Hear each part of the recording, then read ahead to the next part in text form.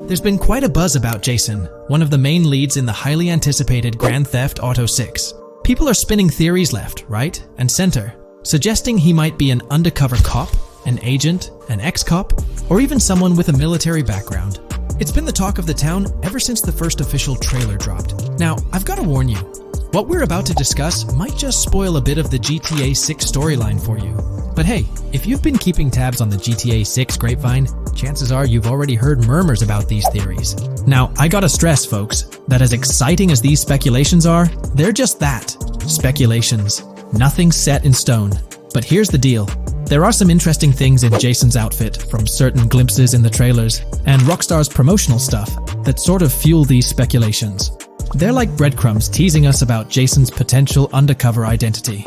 So today, I'm here to unravel these clues and take you through the evidence we've got so far. We'll start with the very first trailer of Grand Theft Auto 6. You know, the one that set the internet on fire? We'll dissect it bit by bit and get into the nitty-gritty of this theory that's got the GTA 6 community all hyped up. And it's not just about the trailers, folks. Oh no, there's a whole treasure trove of articles out there discussing findings made by fans, diving into details, and connecting dots. We're gonna sift through all that too. And hey, while we're at it, let's not forget about the actors. There's been some chatter about who might be stepping into the shoes of Jason in this game. So we'll toss that into the mix as well. There's plenty to unravel, and we're here to explore every nook and cranny of this speculation, piece by piece. So grab your favorite snack, get comfy, because we're about to embark on a journey through the GTA 6 speculations, theories, and rumors about Jason. Let's start off by jumping into this interesting Reddit post. I've seen some speculation that Jason is an undercover cop makes sense since we see first-person gameplay of a police raid. I'm guessing he falls in love with Lucia, and his storm between his duty and his love could be not true, but it seems like it would be a good twist in something Rockstar would do. Okay, let's take a deeper dive into this scene where we encounter these 4 police officers. They're pretty unmistakably cops with that distinct police badge on their body armor. It's crucial to note the small details here, especially regarding their attire, as it might hold some key information. Now, among this squad of officers, there's one guy who stands out from the rest. He's chilling on the far right, sporting a casual white tank top, while the others are all suited up in body armor, their caps turned backward. This difference suggests a hierarchy within the group, making us wonder if this dude's perhaps a higher up or holds a different position within the force. The intriguing part, though, is the context of this scene. It feels like a pivotal moment, almost as if these officers are significant characters in the narrative. But let's pump the brakes a bit. It's all speculation at this point. We can't be certain of their importance or their roles in the storyline just yet. Now, let's loop this back to Jason, the main focus of our attention. There's a striking connection here. The cop on the far right and the one in the middle, both sporting these distinct olive green cargo pants. These pants seem to be a part of their uniform, something that catches the eye. But here's the twist. The same style of cargo pants is seen on Jason in the official Grand Theft Auto 6 artwork released by Rockstar. Coincidence? Maybe, but it feels like too much of a match to ignore. What's up with these pants? Is it a fashion trend among the police force in the GTA 6 universe? Or could it be hinting at a deeper connection between these officers and our protagonist Jason? The plot thickens, and we're left to ponder the significance of these subtle visual cues. Is there a backstory linking these officers to Jason? Or is it merely a design choice by the creators to establish a visual pattern? Today's video dives into the NPC AI patent, focusing on virtual navigation in Grand Theft Auto 6. This patent sheds light on the intricacies of in-game traffic, promising a heightened level of realism compared to previous iterations. We'll explore the notable enhancements Rockstar has implemented, creating a more sophisticated system that elevates the gaming experience. By examining various sources, we aim to provide a comprehensive overview of this navigation system, offering insights into what Rockstar has in store for NPC navigation in GTA 6.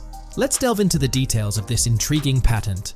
System and method for virtual navigation in a gaming environment. Let's break down this patent for a moment. Essentially, it gives us insight into how non-playable characters operate within the game environment. They explain that NPCs' actions are controlled through artificial intelligence, allowing for real-time decision-making based on preset algorithms. In many systems, this is achieved through nodes and links, where each node contains important data that influences NPC movement. For example, in a game involving vehicles, this data could include factors like vehicle speed, lane width, road type, and number of lanes. Now, these nodes are essentially waypoints that NPCs follow to navigate from one point to another. In simpler sections of the road, these nodes might be connected linearly, guiding NPCs straightforwardly. But in more complex areas, like junctions, the nodes become more intricate. Take a basic intersection, for instance. A vehicle approaching it would have several exit options, leading to a branching network of nodes. In older systems, like the one used in GTA 5, NPCs might make decisions at these junctions based on simple rules, sometimes leading to behaviors that seem a bit random. However, this conventional method has its limitations, especially when it comes to handling various factors like weather conditions, changing lanes, parking cars, or anticipating road exits. In these situations, the old system could falter, as NPCs might not adapt well to the dynamic environment. One downside of the node-based system is its limited capacity to replicate real-life factors that humans naturally consider. Another drawback is its constraint in automating NPCs effectively. Due to memory and processing limitations, only a set number of NPC-controlled cars can be spawned in the game. Naturally, players crave a more immersive experience with a greater number of NPC-controlled cars on the road. Moreover, in conventional systems, NPCs often repeat the same actions, and some may even disappear as players get closer to them. Additionally, in GTA 5, the system relies on local traffic avoidance for NPCs to steer clear of collisions. This means that NPCs continuously scan their immediate surroundings each frame for any obstacles like vehicles, pedestrians, or objects. Using a front-facing polygon, they gather data about the road layout and calculate the optimal steering angle to dodge obstacles or stay on the road. It's worth noting that this process occurs independently for each frame, without any reference to previous frames. This results in slower detection, as the system may not recognize a road blockage promptly. Instead, it interprets the obstruction as something to be avoided, without distinguishing it as a complete road blockage. Recognizing these limitations, Rockstar has engineered an NPC system that addresses these shortcomings of conventional systems. This advanced system efficiently manages NPC nodes and node graphs, yielding optimal outcomes while circumventing hardware and software constraints. NPCs in this system demonstrate heightened spatial awareness and adaptability, capable of altering routes based on real-time data from the environment. Moreover, this innovative system synergizes with the tagging mechanism discussed in earlier discussions. Through node analysis, the system identifies tags, such as indicating a road leads to a junction unsuitable for large vehicles. Consequently, large vehicles are deterred from entering. Furthermore, NPCs within this system consider various attributes of vehicle types, models, including speed restrictions, acceleration and braking capabilities, top speeds, cornering abilities, and vehicle size. NPCs will consider a plethora of data from their surroundings, leading to heightened situational awareness. Video games are populated by NPCs who are able to make real-time decisions based on their environment. Games use a specific system for NPCs to traverse the game world. However, this system is very limited, and thus the decisions NPCs can make are very limited as well. NPCs in vehicles only consider their close vicinity, but nothing else. Also, to avoid collisions, NPCs only consider the last generated frame and base their reaction on that. No prior frames are considered. Rockstar has invented a new system which aims to fix these issues and make NPCs more intelligent, and thus make the game world feel more realistic. NPCs can now consider factors like traffic, as well as account for changing lanes when parking cars, anticipating a road exit, weather conditions, and the like. There are more than a predetermined number of NPC-controlled cars in the game now for a realistic experience for the player. Vehicles can now plan accordingly in case there is any type of road blockage. This also applies to police cars being able to navigate their way through traffic during a chase. I'd like to highlight another breakdown of the patent, which dates back 3 years ago. Let's delve into it. Takeaway from yesterday's patent post. I've read over the patent post from yesterday, and I noticed a lot of people missed the most exciting information in it. I'll sum it up in non-technical language. It's essentially a method to improve vehicle AL when driving currently. When NPCs drive on the road, they can sense a few cars around them to determine crashes or other things to drive around. This is dumb AL, as it has very few factors to take into account, and requires a lot of computational resources. This is why vehicles despawn when far away to free up the CPU. Rockstar's patent describes a system that primarily will change this and give NPCs more situational awareness. They will essentially have an objective of navigating from one location to another.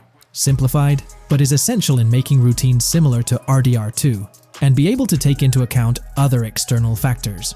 Coolest of all, NPCs will still exist when your game isn't rendering them in this implementation. Specific examples mentioned by Rockstar state they will be able to use weather conditions, traffic, and crashes to determine where to go. Some areas might be dangerous in the rain, they might avoid it. If an area has too much traffic, they will avoid it. Possibly destructible environmental areas could be reacted to. Similar to bridges in Just Cause, this point is speculation, however. Cars will also be able to take into account number of lanes and speed in their decisions. NPCs will be also able to take into account high-speed chases and be able to navigate if they themselves are speeding.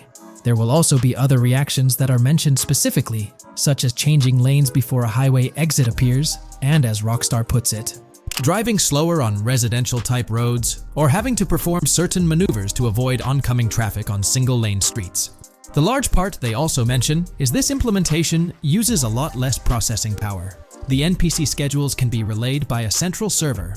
They could possibly use the console itself as well, and it doesn't require the same constant surrounding analysis. As previous Rockstar mentions, this will allow them to have denser traffic with the same resources.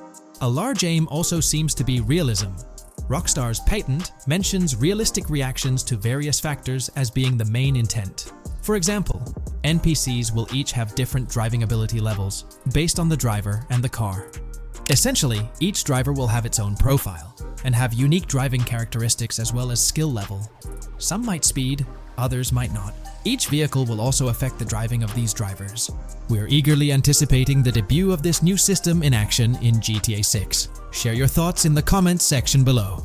GTA 6 has been announced, and it's caused a whole bunch of rumors to swirl around. We've got a list of stuff that's actually confirmed for the game, so let's dive in. Now, the game isn't coming out anytime soon. Rockstar Games is still working hard on it, but thanks to some leaks, we've got some inside info on what to expect. We're talking vehicles, game physics, and the main characters, Lucia and Jason. Plus, we've got details on the map, the huge open world, activities, and all the weapons you can play with. There's also a bunch of cool stuff going on with NPC AI, RPG elements, and some new gameplay features. People are pretty hyped about all this, and they're chatting up a storm about what GTA 6 is going to be like. Now let's check out the vehicles in the game. The GTA forums did a solid job gathering this info, so shout out to them. So we've got confirmed vehicles like the Blista Compact, Ocelot Locust, and something that looks like a 90s Buick Skylark. By the way, I'm holding a monthly giveaway for a PlayStation 5. You just need to subscribe and you're entered. Now, back to the video. There are a bunch of other cars too, without official names, like a 90s Chevy Caprice, a 2016 present Chevy Malibu, a Chevy Sonic, and a 2018 to 2022 Honda Accord. Rockstar usually gives these cars funny names. Other rides include the Albany Primo, Benefactor Shafter LWB, something that's like a mix of Ford Explorer and Tahoe from the 90s or 2000s, a 2018 present Toyota RAV4, with Lexus NX vibes and a Mercedes grille, the Pegassi Tauros, a 1980s Jeep CJA Scrambler, a 5th Gen F150, a G20 conversion van, a Brute Camper, a Vapid Speedo, HY Mixer, Metro Mover, D-Class Sheriff SUV, Mobatsu Sanchez Livery, Nagasaki Street Blazer, a 1970s Ford Ranchero, a 1971 Buick Estate, an Albany Emperor, D-Class Turbo Sabre, Yoga Classic, the Contender, and Sadler. And don't forget the Slam Van Pickup, Bobcat XL, an updated Regina Alpha, Gauntlet Classic, Moonbeam Helion, Boxville Go Postal, an unknown Albany car that's based on a 1959-60 Cadillac, a Rebel, some Asian sedan, Ferrari or Feroci, Baller, Novak, Buffalo STX, Alpha and Feudo, a Benson NF 890, Buffalo with no sports bumper, and the Stanier and Landstalker. With all these vehicles, GTA 6 is going to be quite the ride. Now let's talk about some gameplay clips making the rounds on social media. They give us a sneak peek at missions and what Rockstar is up to.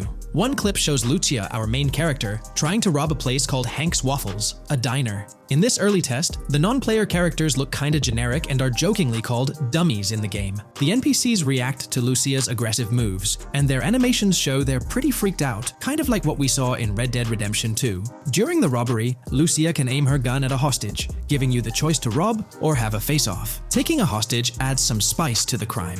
Jason, the other protagonist, is there too, and you can interact with both characters during the heist. Jason pushes Lucia to hurry up and make a clean getaway, hinting at a Bonnie and Clyde-style partnership, which lines up with earlier leaks about the game's story. People are even saying that Lucia and Jason look like Eva Mendes and Ryan Gosling from the Place Beyond the Pines movie, but we're not sure if the game's story will follow a similar path. Lucia and Jason look like they're in their late 20s. You can switch between them in the game using the controller's D-pad. When the cops show up, Lucia can threaten another hostage, and it leads to a face-off with the police outside. The outdoor area looks like it's inspired by northern Florida with all the greenery. While trying to escape, Lucia and Jason rack up 2 wanted stars, but instead of a shootout, they skillfully maneuver through parked cars and hijack a police cruiser. You can tell it's an early part of the game from the tutorial-like prompts, including one about the police getting smarter and remembering cars involved in crimes. The clip ends with Lucia driving off in the stolen police car, and Jason assures her they can shake the cops. But their getaway ends with an accidental crash at an old car wash. In the next mission, Jason and Lucia hit up a strip club called Jack of Hearts and run into Dre, who's chatting with another lady. Dre talks about his music dreams and hints at someone named Boopy. During this chat, we get messages from 2 new contacts, Billy and RB Shaw, through a WhatsApp parody. The early footage shows a minimap that looks like the one in GTA 5, with icons that probably stand for missions from characters labeled WM and YJ. As they head up to the VIP second floor, Dre has a run-in with DJ Tip, who's upset about waiting for drinks. Dre steps in, but it's clear that Tip isn't the most popular guy. Dre moves on, and that's where the clip ends. Just remember, this is early development footage, and things might change as the game gets closer to release. Another leak spills the beans on more than 500 world events, encounters, and Easter eggs you'll come across while playing. There's too much to cover, but I'll mention a few interesting ones. You'll find stuff like missing tourists, yard sales with new clothes, an event that's a bit like the insurance fraud thing in Saints Row, a voice in the storm drain that might remind you of Pennywise, a Bonnie and Clyde mystery that spans different places, and a workout challenge that suggests fitness activities are back. Players can also stumble upon an island camp, DUI tests, UFO sightings, an animal house, a swamp safari, and even the possibility of playing some crazy golf. There's a hint that the basketball court might be back too. Events like fishing, Satanist houses, backyard wrestling rings, and mansions with big cats offer a bunch of different experiences in the game world. Now, let's talk about the main locations in Grand Theft Auto 6. Ambrosia has Ambrosia Farms and the Tarmac. Bayside Copperhead, the Everglades or Grass Rivers, Fairyland, and Fairyland Forest offer different environments. The Keys region includes places like East Key, Low Key, and spots like a garage, gas station, and liquor store. Lake Okeechobee has a motel, prison, and racetrack, while Little Haiti, North Beach, and North Miami come with places like gas stations, hideouts, and liquor stores. Port Gellhorn offers a variety of spots to explore, like an abandoned building, basketball court, beach, bingo hall, bowling alley, car wash, fishing store, fruit stand, gas station, motel, pawn shop, police station, quick shop, raceway, soccer field, and trailer park. Red Hill has a forest, South Beach features a boardwalk, gym, hotel, Ocean Drive, and park. South Miami Sundown includes a beach and tarmac, and Vice Beach covers Vice City suburbs and Washington Beach. There are also other interesting places like an abandoned hotel, observatory, Fountain of Youth, homeless community, Malibu Club, Monument of Leonida, Redneck Yacht Club, Spaceship House, underwater research facility, and Dinosaur World. According to info from the GTA forums, Grand Theft Auto 6's open world is estimated to be at least 2.5 times the size of GTA 5 ES, giving players a massive world to explore. The game seems to take cues from the successful approach in Red Dead Redemption 2, promising a well-designed open world with intriguing mysteries. We've spotted some real-life Florida locations in GTA 6's development footage, like the Homestead Miami Speedway turned into the Port Gellhorn racetrack, and recognizable places such as Portofino Tower, Sombrero Key Light, Solar Amphitheater Bayfront Park, and Lone Depot Park. Even the 1000 Museum, a high-rise condo in Miami, is in the game, showing Rockstar's attention to detail. A metro map that's a match for Miami's real one suggests a deep immersion in the game world. The lush landscapes and greenery might hint at a move into Georgia, but that's just speculation until we get official word. Details like the Vice City Neighborhood Police Department resembling the Miami Beach Police Department show Rockstar's creativity and world design. As always, we're waiting for official announcements to see how all these elements come together in the final game. Until then, the mystery of Grand Theft Auto 6 keeps fans excited. There's a recent leak suggesting that Alexandra Christina Echevarri could be the voice behind Lucia in Grand Theft Auto 6. Her voice from a demo reel seems to match up with Lucia's leaked dialogue. We've covered a ton of info about Grand Theft Auto 6, from gameplay details to new features. It's important to remember that the game might still be a couple of years away from release, so we'll have to be patient. Now, let's dig into some interesting findings from the leaked clips. We see Jason and his pals hanging out by an in-ground pool in a lower-income neighborhood, cracking jokes about a parody of social media called Life Invader. It's all about brain downloading and poking fun at Jay Norris's demise. Classic Grand Theft Auto humor. The leaked clips also give us a peek into early police AI testing, showing NPCs using cover better during gunfights. In one scene, Jason robs a diner worker with an assault rifle, and we see some dialogue options that look like they're from Red Dead Redemption 2, but they might just be placeholders. Jason's new ability to go prone is a fresh addition to the franchise, and a scene in a thrift or antique shop hints at the option for robbery, maybe even a place to sell stolen items, which adds depth to the gameplay. There are animation tests for Lucia and Jason, doing stuff like jogging, stopping, and ducking to avoid gunfire. Rockstar's developers also tested vehicle crashing physics, with a car driving over an overpass. Highway signs mention North Beaches and Lake Leonida on Interstate 97, with the current exit leading to Washington Beach. In another scene, Jason stumbles upon a shipping container full of cash and a motorbike. Various development clips show changes to the inside of a vehicle, suggesting new vehicle designs or customization options for players. Throughout the clips, there are various interactions with NPCs in the open world, like characters taking selfies, which makes the game's world feel more immersive. Another mechanic borrowed from Red Dead Redemption 2 is the ability for characters to pick up and carry bodies, adding depth to the gameplay. We also see other influences from Red Dead Redemption 2 in different aspects of the game. The weapon wheel system is similar to Red Dead Redemption 2 with limited weapons and items you can carry. Lucia has a loot bag that might be used for robberies or stealing stuff from different places.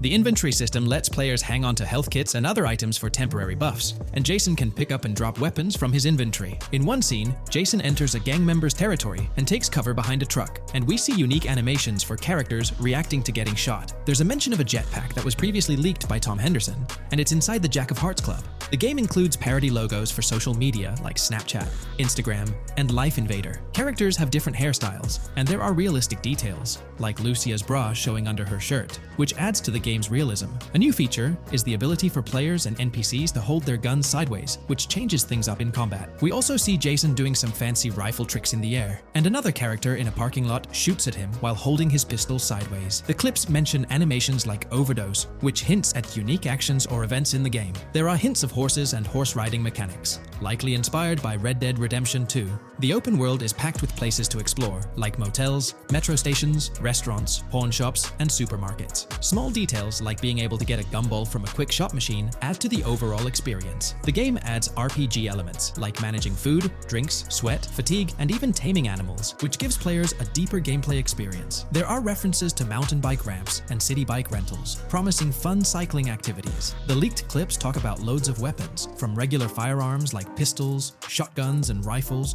to unusual ones like golf clubs, baseball bats, and crowbars. Players can also use tools like flashlights, binoculars, and lockpicks. Players can stay in motels and hotels, with the Kington Hotel as one option. There's even a pool party with live music for players to attend. References to the Everglades and wildlife like alligators, snakes, raccoons, and birds hint at diverse and unique environments to explore. A cool addition is the ability to shoot while swimming, which adds a new twist to combat situations. With all these elements, Grand Theft Auto 6 promises to be an immersive and engaging gaming experience.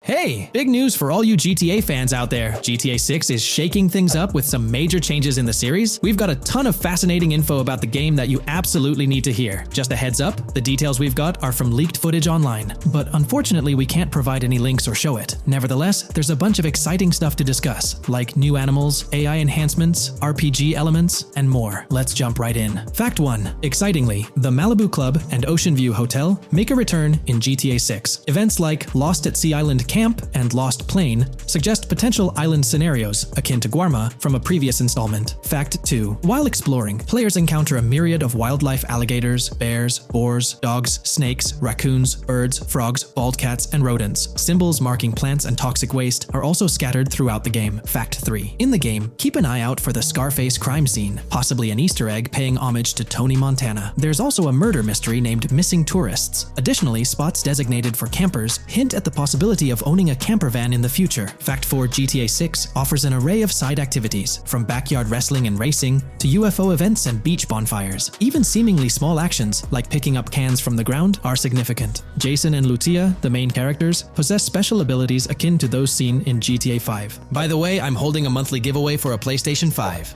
You just need to subscribe and you're entered. Now, back to the video. Fact 5. Jason and Lucia's safe house serves as a motel, a central hub for their activities. The game's world features various street gangs, each with its distinct vibe. Characters exhibit different personalities, including romantic, chaotic, cool, pragmatic chaotic, and pragmatic cool. Fact 6. Gameplay enhancements in GTA 6 introduce the option to use zip ties on NPCs for stealth mechanics, alongside the ability to carry bodies, enriching the depth of stealth elements. Fact 7. The gunplay in GTA 6 mirrors the mechanics seen in Red Dead Redemption 2 and Max Payne 3. It might be worth exploring those games before GTA 6's release if you haven't already. And activities? GTA 6 offers an abundance, from fishing and wild golf to basketball, football, and soccer. There are gyms for training, a yacht club, and even a racetrack. Fact 8. Prepare for a contemporary setting, post-GTA 5 events. The game meticulously recreates numerous Miami landmarks, such as a grand tennis court, a bustling football stadium, and a lively amphitheater. The map encompasses an airport and a functional tram system with an airport stop. And that's not all. The Florida Keys and a swampy region named Grass Rivers, reminiscent of the Everglades, are part of the game. Players can navigate swamp boats in this area. Fact 9. GTA 6 boasts a diverse arsenal, from melee options like golf clubs, pool cues, crowbars, and bats to a spectrum of firearms ranging from pistols to snipers and RPGs. The weapon selection is extensive. You can even personalize how your character handles weapons. Additionally, there's an assortment of throwable items like grenades, Molotovs, and yes, even golf balls. Fact 10. Get ready for some seriously upgraded NPC interactions. Now, you'll have choices such as threatening, robbing, shooting, or restraining them. Some missions will even involve gesture-based actions, taking a cue from Red Dead Redemption 2. Car damage has been ramped up for realism, and the interior detailing is insanely intricate, complete with functional dashboards. Fact 11. Weapons are undergoing a transformation in GTA 6, drawing inspiration from Red Dead Redemption 2. Instead of a sprawling weapon wheel, you'll have specific slots for small firearms, melee weapons, rifles, and shotguns.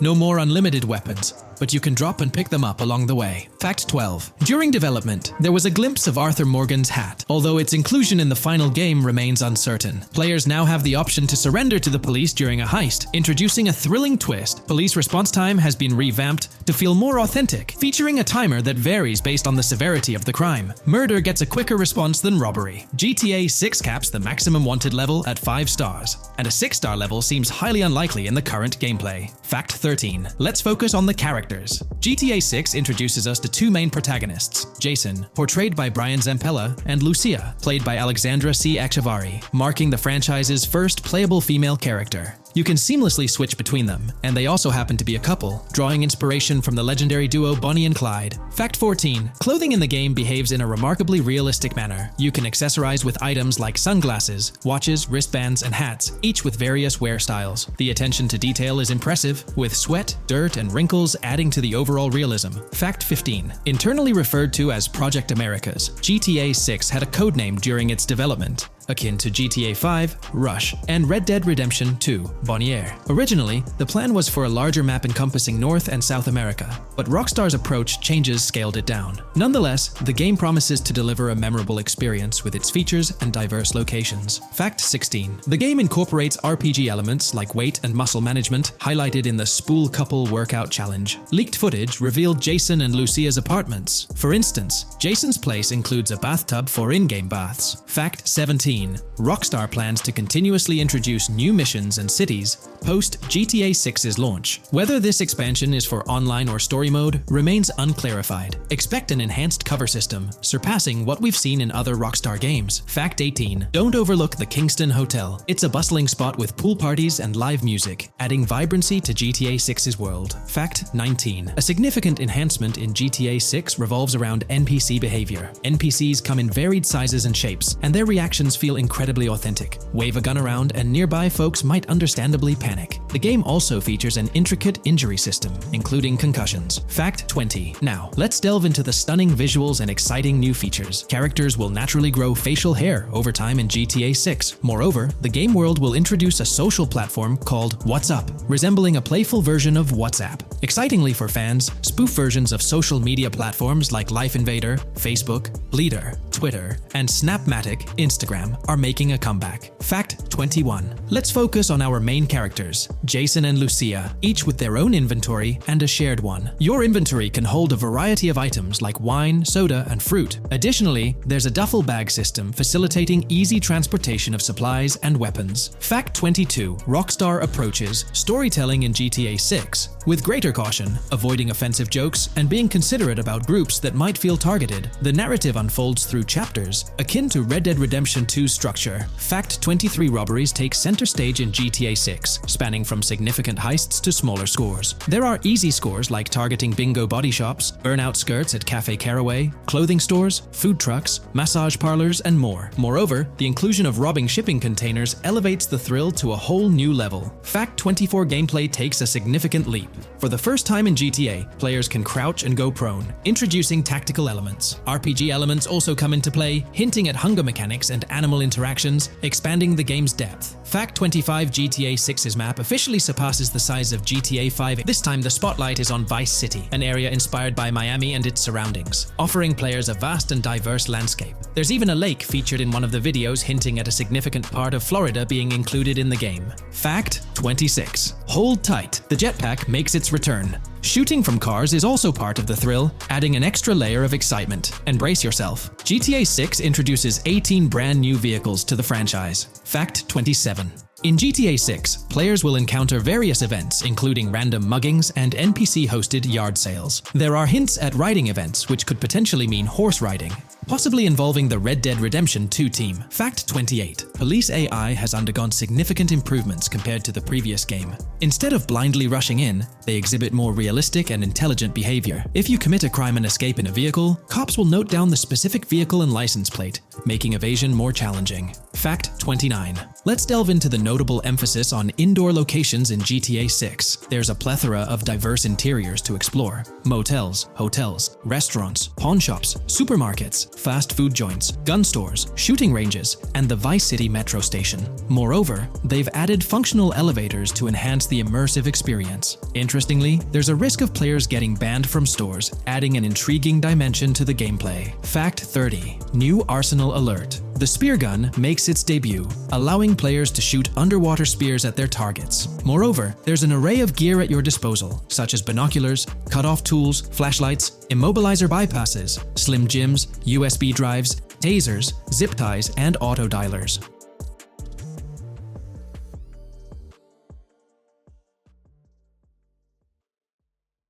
Today, we're delving into the realm of GTA 6 Online, the upcoming multiplayer aspect of Rockstar Games' Grand Theft Auto 6. We'll dissect all the insights gathered from leaks back in 2022, alongside an intriguing anti-cheat patent filed by Rockstar's parent company, Take-Two Interactive. This patent offers a glimpse into how the forthcoming online experience aims to ensure a safer environment compared to the current GTA Online. Furthermore, we'll explore a novel method Rockstar plans to implement in GTA 6 for managing online sessions.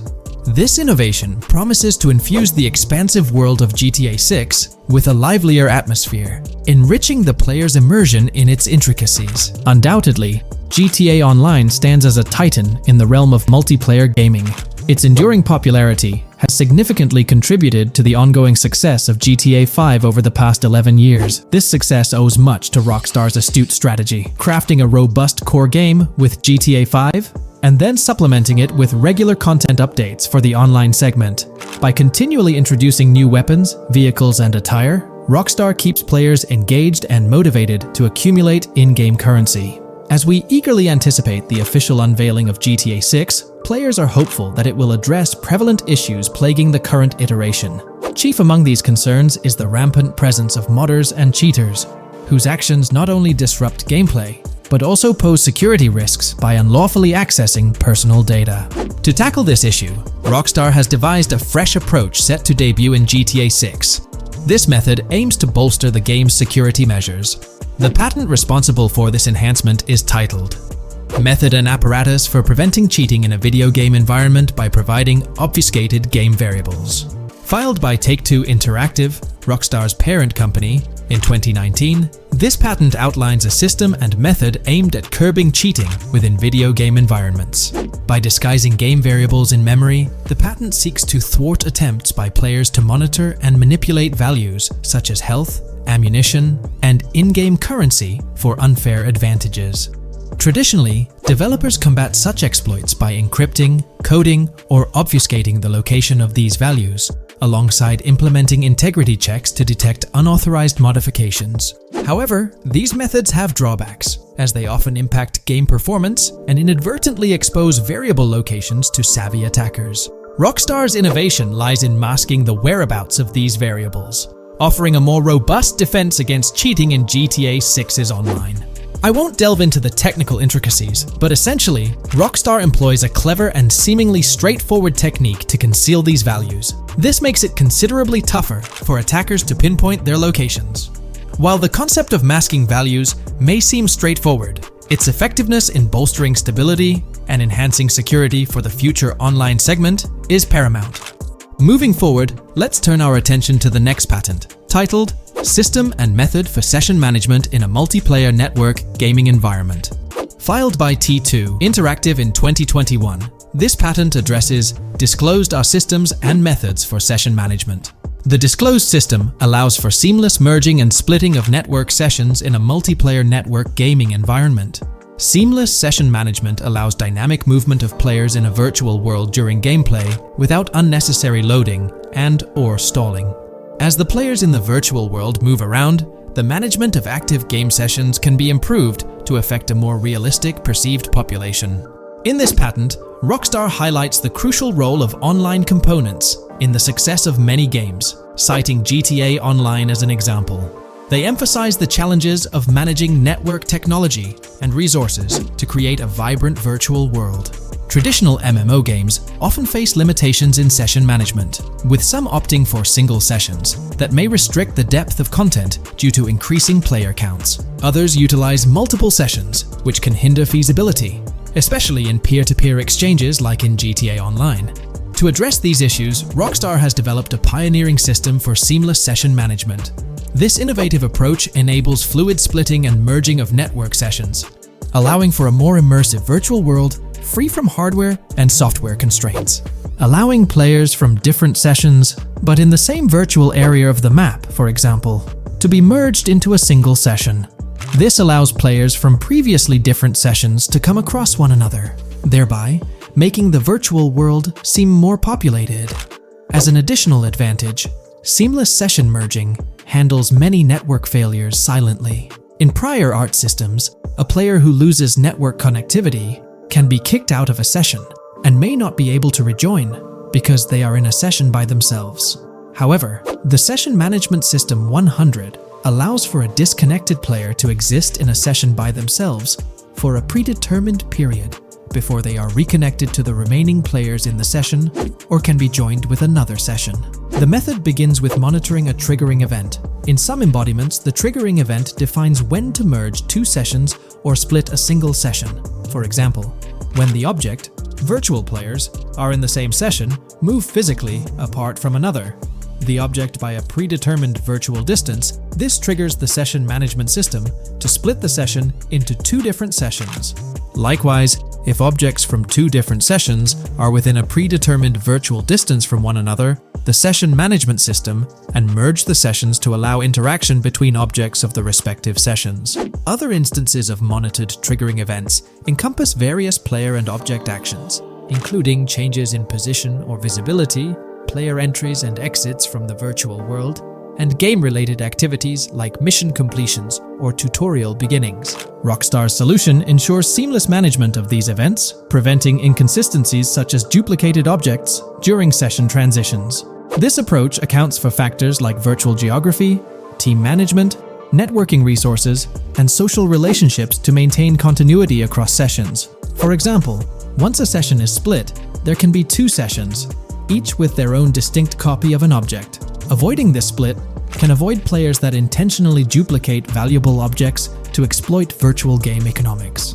If these two sessions were to later merge, there can then be two identical objects in the same session.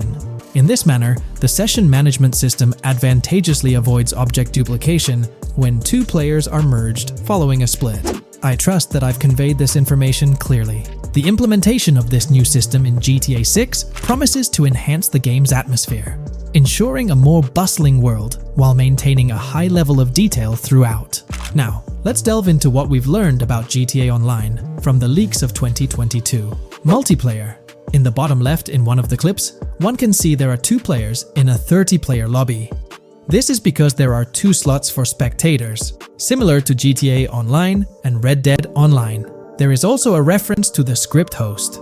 After that, there is a code which is either the session host or game master. Based on the information gathered, it seems probable that peer-to-peer connections and 30-player lobbies will make a comeback in GTA 6 Online. However, there's a twist in how sessions will operate, allowing for seamless transitions between them. Feel free to share your thoughts in the comment section about everything we covered in today's video regarding GTA 6 Online. If you haven't been following the latest news on GTA 6 over the past year, you might be surprised by how much information has emerged. Here's a comprehensive update on everything we currently know about GTA 6. We have details about a wide array of items and tools featured in GTA 6. These include the auto dialer, binoculars, immobilizer bypass, cutoff tool, painkillers, pool cue, trauma kits, golf driver, food and drink, golf putter, USB drive, golf iron, crowbar, golf wedge, torch, jammer, duffel bag for looting, cigarettes, and a loot backpack. Let's discuss the game engine.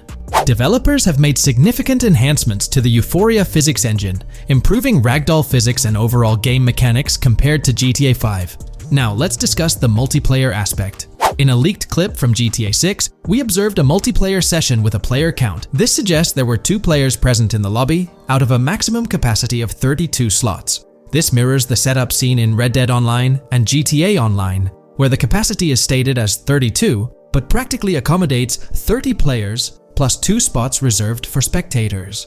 While hopes for larger lobbies persist, it appears the testing phase involves 30-player lobbies. Leaks also suggest advanced weather systems, including heavy fog, a feature that was less common in GTA 5. Moving on to collectibles, there's mention of Wyman car parts. In a clip featuring Lucia, a developer is seen placing a cardboard box with a circular icon, indicating it as lootable. Debug text on this box identifies it as Collectibles Car Parts and Wyman Car Parts boxed Generic Used, suggesting players can collect car parts, possibly tied to a character named Wyman who shares a passion for classic cars with Jason. Regarding collectible hats, there's footage of Jason in an apartment where a developer interacts with a hat labeled as an ambient collectible hat, according to debug text. This hints at the inclusion of clothing items as ambient collectibles within the game. Additionally, a comprehensive list of all brands featured in the game is provided. While some brands may be integral to the story, many are included for realism and immersion. The list is displayed on screen for viewers to pause and inspect at their leisure. Similar to Red Dead Redemption 2, the weapon wheel in GTA 6 will be divided into 3 sections: weapons, equipment, and gear. Notably, players can dual-wield different weapons and access a quick item inventory displayed in the bottom left corner of the screen. While leaked recreations of the weapon wheels provide a glimpse, it's expected that the final version may evolve during the game's development. In a video snippet, an NPC is observed shooting at Jason, triggering a health tip to appear on the left side of the screen when Jason's health decreases. Additionally, the game will feature lighting and skybox systems, similar to those in Red Dead Redemption 2. Promising improvements such as volumetric clouds and better lighting effects. Speaking of criminal activities, noteworthy events include the Hank's Waffles heist, where Jason and Lucia pull off a daring robbery. Other clips suggest Jason possesses an ability to perceive through walls. Additionally, there are events focused on searching vehicle trunks, which may yield valuable items or nothing at all. Lastly, delivery and pickup warehouse events are mentioned for Port Gellhorn, though specific details are still unclear. When it comes to accessible buildings, GTA 6 offers a wide range, including the Malibu Club, a pawn shop, Jack of Hearts Club, supermarkets, bars, restaurants, apartments, and laundromats, all enriching the immersive experience. Players will also have the ability to command the other character during a robbery. In leaked footage, a prompt advises players to either check in with Jason or hold for more options, indicating the potential to issue commands to your partner during a heist. This feature aims to streamline gameplay, enabling effective control of both characters simultaneously. Unlocking doors and gates is also demonstrated, as shown in a video featuring Jason in the San For-San area. Debug text indicates locked door panels, suggesting the necessity to unlock specific entry points. In addition, a new police system called Time Until Cops Dispatch has been implemented. Now, when you commit a crime, the police won't immediately arrive. Instead, you'll have a brief window to evade capture before law enforcement begins to converge on your location. Security cameras play a role in surveillance, but their function differs from GTA Online. Instead of instant detection, there's a detection meter similar to games like Payday 2 or 3. As the meter fills up, you must break line of sight within a certain time frame to avoid detection. Players also have the ability to restrain NPCs using zip ties, as seen in leaked footage. This feature enhances the realism of robberies, offering greater control over the situation. Additionally, players can loot vehicles, as briefly shown in the Hank's Waffles video. A button prompt to examine SUV suggests the ability to inspect random vehicles and potentially steal valuables from them. A while back, a significant leak revealed a plethora of potential world encounters, random events that occur as you navigate the game world. I've displayed these on your screen, and while I won't go through each one, you'll notice they're quite fascinating. From parking disputes to donut burnouts, protests, and even someone getting a concussion, these events add depth and realism to the world of Vice City. It's exciting to imagine strolling through such a dynamic environment where something is always happening. Take a moment to review them if you like. They're quite impressive. Moving forward, the community has endeavored to construct a map of GTA 6 based on coordinates and locations gleaned from leaks. This preliminary map outlines Vice City situated at the bottom right. The top section of the map remains somewhat enigmatic for now. Nonetheless, this initial map looks incredibly promising, and the excitement for exploring its intricacies is palpable. For the setting, we know about 3 different gangs in Vice City: San For-San, a Haitian gang, the Guardia Brothers, and the far-right militia. These details create an exciting anticipation for what to expect in GTA 6. Now, let's delve into the variety of confirmed wildlife in the game. Players can expect encounters with snakes, seagulls, skunks, raccoons, alligators, wading birds, squirrels, southern leopard frogs, crayfish, lizards, skunk apes, pigeons, opossums, and even whales. While these are the animals confirmed so far, we anticipate discovering more upon the game's release. These are the species we're aware of at present. Fences in GTA 6 are not just physical barriers to jump over or drive through. They are individuals involved in illegal transactions within the game. Acting as middlemen, these characters buy illegal items from players to resell them to others. Now, let's explore the AI witness system and police recognition feature, which are notably significant. In the Hank's Waffles robbery video, beneath the wanted level stars, there's a mention of full description, suggesting that witnesses can provide detailed information about you. This implies that once identified, the police will recognize you. When Lucia enters a police vehicle, there's initially no vehicle description, but this quickly changes to a full vehicle description. This indicates that law enforcement will possess detailed information about your vehicle. Moreover, the text warns that any vehicle seen entering will be noted by the authorities. This suggests that even after losing a wanted level, if spotted again in the same vehicle, the police will pursue and apprehend you. During the robbery scene, Jason attempts to prevent customers with yellow icons above their heads from calling the cops or fleeing. Additionally, a female NPC inside the diner exhibits similar behavior, with her icon flickering as Lucia leaves, turning red when surrounded by cops, and then fleeing upon spotting Lucia. These advanced NPC systems indicate a more sophisticated interaction model. Regarding item sharing, Jason and Lucia appear to be able to share items between them.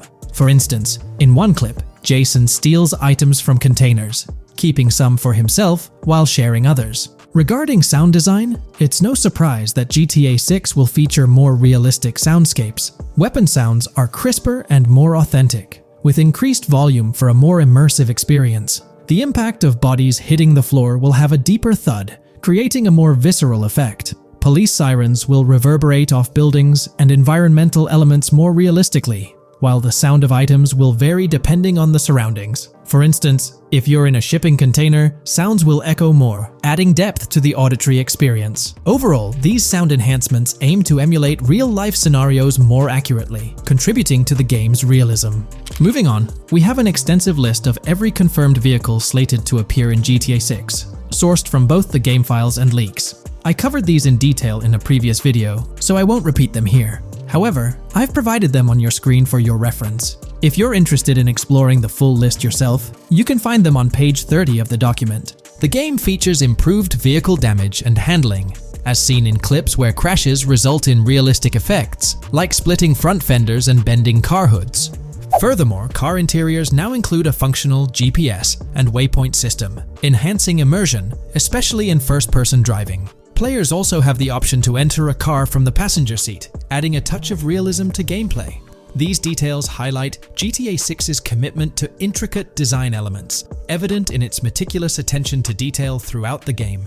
In addition, several new gameplay mechanics have been revealed. Players will now have the ability to walk while in cover, a long-awaited feature that introduces prone movement for the first time in GTA gameplay. Loot bags will allow for storing additional items, and players can now drop and pick up weapons. A new under fire animation has been introduced where characters cover their faces during combat, and players can opt to self-revive after sustaining heavy damage. Other significant mechanics include the ability to switch shoulders while aiming down sights, grappling during hand-to-hand combat, and the introduction of buddy communications and a buddy ping system.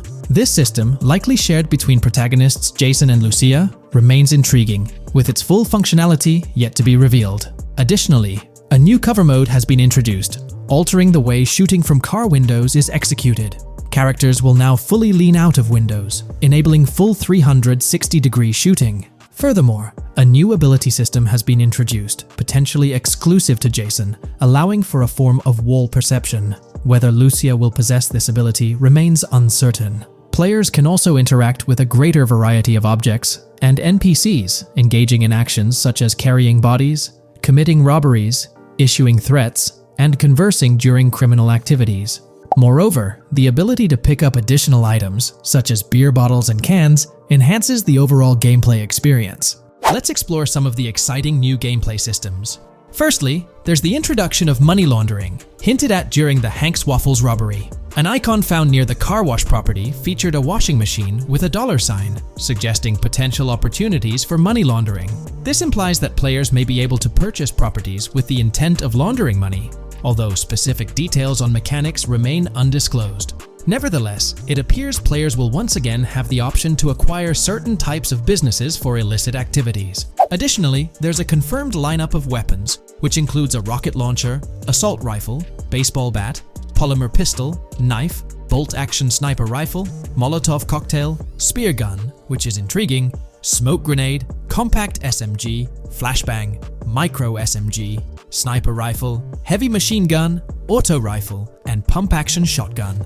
Moreover, glimpses of Jason in various states, sporting different hair lengths and facial hairstyles, suggest a hair growth system akin to Red Dead Redemption 2.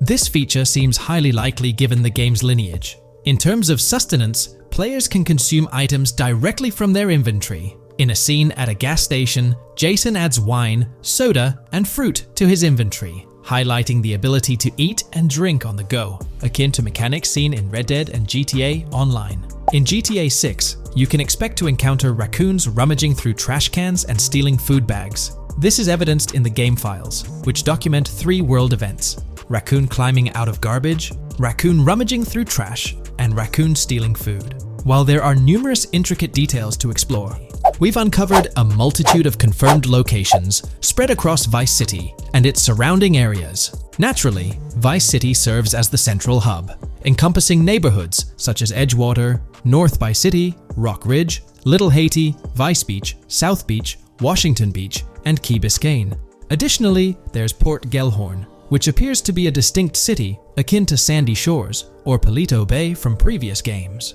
Other notable spots include Yorktown, Ambrosia, Sundown, The Keys, La Pearl, Red Hill, Lake Leonida, Hamlet, Stockyard, Homestead, Grass Rivers, Iken Faka, various underwater locations, and more. Each of these locales is meticulously detailed, with numerous mini locations nestled within them.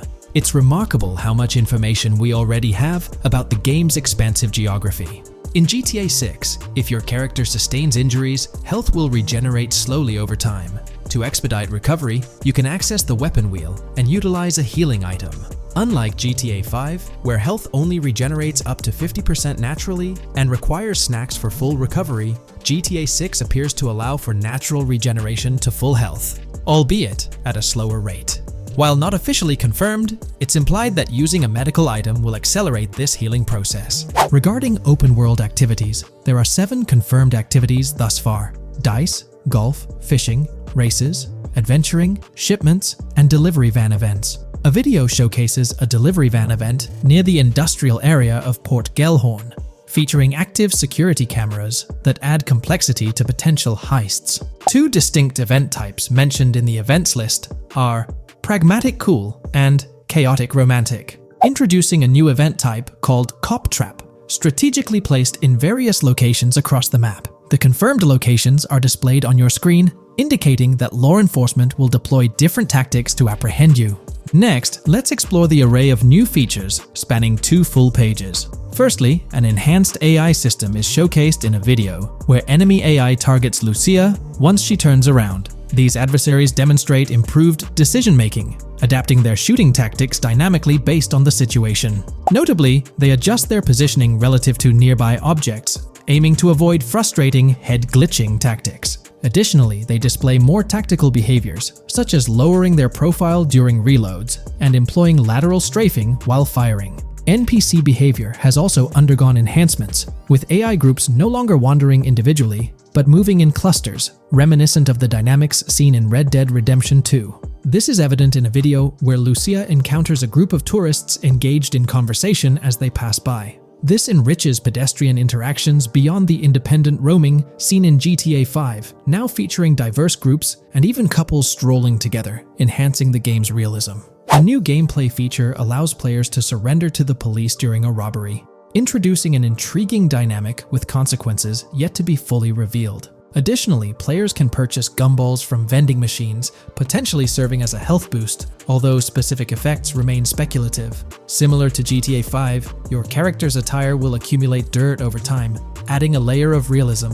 Hacking will also be a significant element, with Lucia seen carrying various hacking tools, though it's unclear if Jason will have access to these tools as well. Previous leaks suggested Lucia's role as the designated hacker, but further details will emerge in due course. Expect an enhanced car hijacking system in GTA 6. For example, the inclusion of an immobilizer bypass suggests that stealing luxury cars will be more challenging. Additionally, a tool called a Slim Jim will be used to unlock older vehicles, adding complexity to car theft.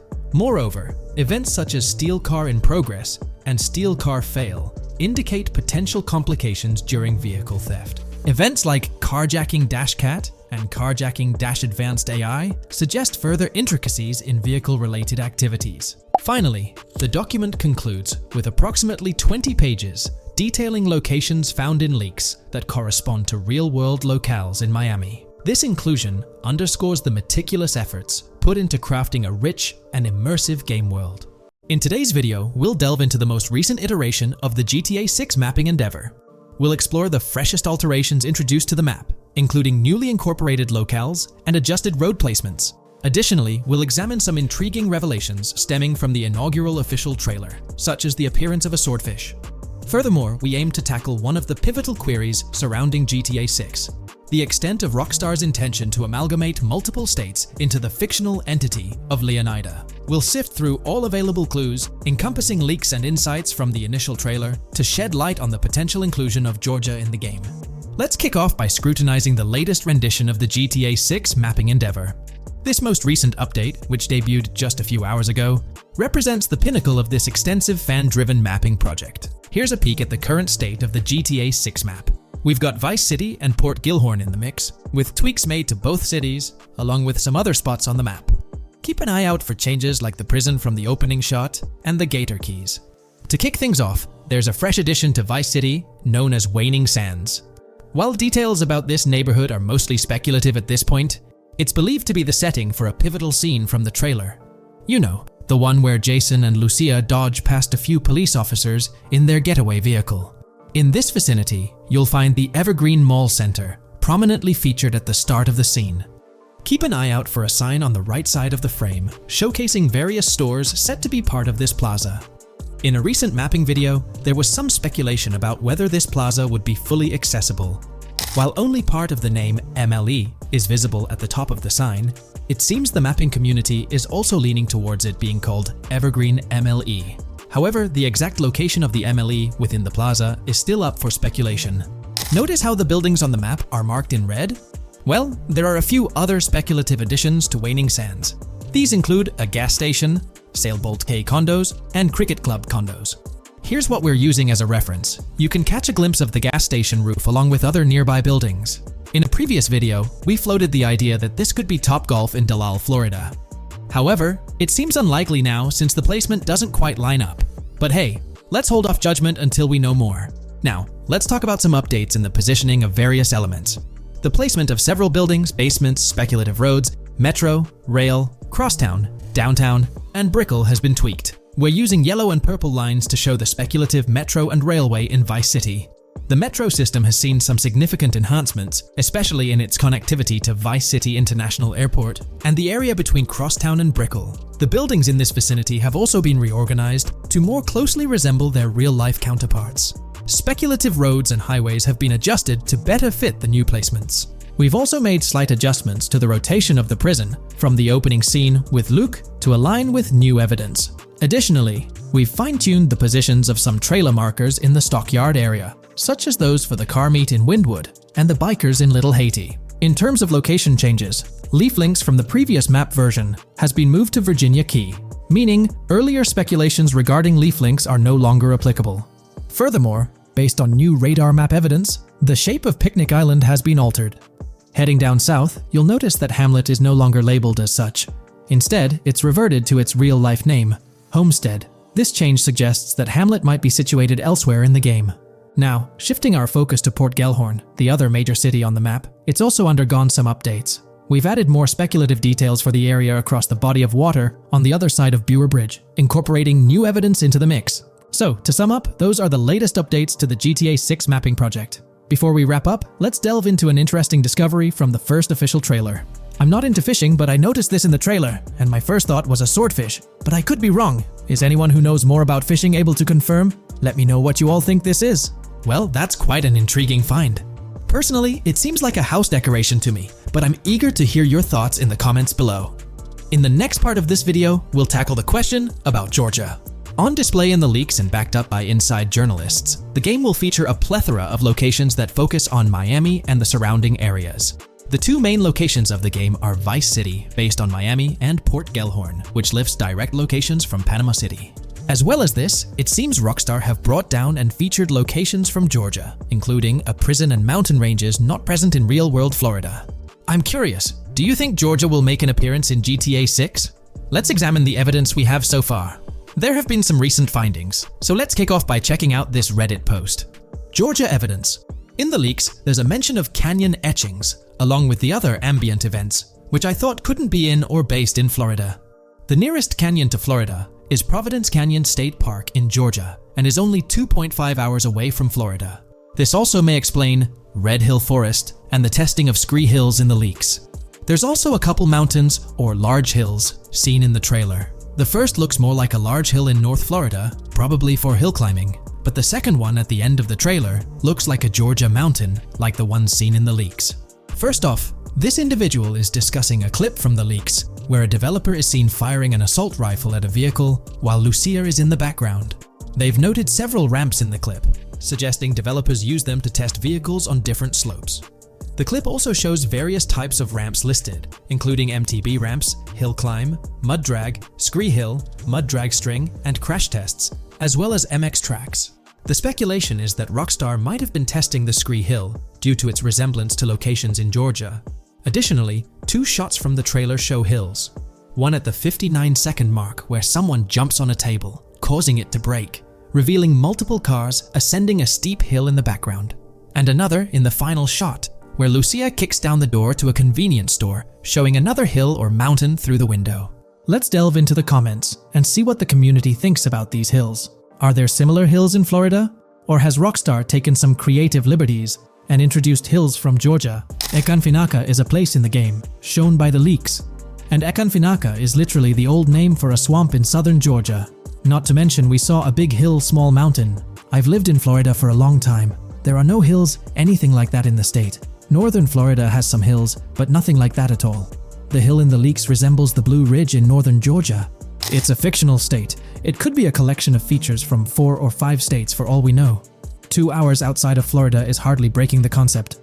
I'd imagine much of the urban landscape will be much like Florida, with the outskirts being closer to Caribbean, or as you said, Georgia. There's a separate post talking about these mountains in GTA 6. We know GTA 6 is being based in Florida, a relatively flat state, so it'd be obvious to think that the game will stay true to its setting. However, one interesting thing I found in the diner robbery footage from the leaks is that a huge mountain can be seen in the far distance, particularly around the part where Lucia starts approaching the police car from the passenger side. I'm not sure if anyone else has noticed this, but it's interesting to note, considering Florida is the flattest state in the country, LOL. Maybe we can go to other states? The area does resemble rural Georgia. Thoughts? I think it will be more similar to RDR2 than past GTAs where it's only one state. I bet the map will be a hybrid of Georgia and Florida. If not, then Florida and most likely another country like Cuba or some South American country with mountains. Yes, probably we can visit the state of Georgia. A few weeks ago, someone found out that the prison you can see in one clip is from Georgia as well. Multiple states in the game. The Florida Scout lady mentioned Rockstar Scouting interiors in Florida and other states in the southeast. Hopefully this means we get towns, or maybe cities in these other states, instead of simply hilly terrain. As this individual pointed out, there's a prison visible in one of the leaked clips, and it bears a striking resemblance to Augusta State Medical Prison. Situated in Grovetown on the county lines of Columbia County and Richmond County in Georgia, United States, this facility houses primarily male inmates with occasional female inmates and has a capacity of 1326. Built in 1982 and operational since 1983, it operates as a close security prison. Augusta State Medical Prison was one of the 7 prisons involved in the 2010 Georgia prison strike. With such solid evidence pointing towards Georgia, or at least a portion of it being featured in the GTA 6 map, it's worth noting that Rockstar has done similar things before. In GTA San Andreas, for instance, they created the state of San Andreas, which is a blend of California and Nevada, with Las Venturas mirroring Las Vegas. Feel free to share your thoughts on everything discussed in today's video in the comments section below. Today's video will delve into the latest iteration of the GTA 6 mapping endeavor. The developers have expanded and refined the GTA 6 map significantly, making it the most comprehensive fan-made project to date. It incorporates all available data from leaks and the initial official trailer. We'll explore the recent updates to the map and conduct a fascinating comparison between the current GTA 6 map and those of previous GTA games. Additionally, we'll examine a fan-created satellite view of the GTA 6 map, along with the inclusion of Tommy Vercetti's mansion spotted in the trailer. All of these elements will be discussed in detail throughout this video. Let's kick things off with the GTA 6 mapping project. Changes have been implemented across all regions of the map. To ensure we cover everything comprehensively, we'll begin our tour from the northwest and work our way down, addressing each modification along the journey. Firstly, the map's dimensions have been expanded from 16,000 by 16,000 to 18,000 by 18,000 to accommodate the newly added landmass. Each square on the map measures 500 x 500 meters. Based on the latest estimations, the map will be larger than before, requiring more space to accommodate all its features. Currently, the northern portion of the map remains unknown, which contributes to its perceived size. Hence, the map extends beyond what's visible on the screen. According to rumors, the GTA 6 map is speculated to encompass 3 major cities. Presently, we're aware of 2. Vice City, the largest city, and Port Gorn, which has undergone further expansion in the latest map update. The third location, Yorktown, is anticipated to be modeled after Tampa. Rumors suggest that it could be the 3rd major city featured on the map. However, at present, there's limited information available about it in the leaks. The only indication we have is a sign displaying New York Tune within Port Gorn. Regarding Port Gorn, details are scarce apart from its name and general location. It's positioned north of Fort Killorn and east of Yorktown. Moving on, we encounter Hank Hill, one of the notable elevations in the game. Despite Florida's predominantly flat terrain, Rockstar has incorporated hills sporadically to diversify the landscape. Adjacent to Hank Hill are the Domed Hills, another series of elevated areas. Notably, the border of a river is highlighted in orange, indicating speculative terrain. Nonetheless, it appears to be situated in the vicinity of Red Hill, a small town positioned near Lake Leonida. The largest body of water, Lake Leonida, sits approximately at the map's midpoint, drawing parallels to Lake Okeechobee in real life. To the north of Lake Leonida lies Fairyland Forest, a wooded area neighboring Fairyland, a playful nod to Disney World. To the east of Lake Leonida, you'll find Ambrosia and Laurel, two additional small towns, along with North Beaches. Heading south from Yorktown, we reach Port Gorn, which has undergone expansion westward. The buildings and roads depicted in black and grey correspond to those visible in leaked footage and the trailer. Roads highlighted in red, along with orange borders, remain speculative. However, the port area shows two speculative buildings and a portion of the border that's confirmed. The Bay Area has seen overall enlargement, including modifications to the speculative islands near Port Gorn. Additionally, a newly added section featuring small islands and a confirmed border indicates further expansion. With these developments, Port Gorn's size may rival that of Vice City. It might not match Vice City's scale, but it could rival, if not surpass, GTA 5's Los Santos, which is remarkable, considering it's our second city on the map. Additionally, the confirmed borders of Port Goro have been adjusted based on new evidence. The remaining areas in Port Goro largely remain unchanged. We still have Han Waffles Diner, surrounded by its buildings and structures, along with Port Gorn Motel, Gorn Bluff, the Pawn Shop, Port Gorn Raceway, Port Gorn Airfield, and the United State Prison. Belleville and Econfina remain situated near Vice City. Now, focusing on Vice City itself, much of it retains its layout from the previous map update. We observed the increasing density of the map, particularly with the Stockyard and Crossdown area now filled in, along with the hotels in the Vice Beach area. The proximity of the buildings to one another is quite striking.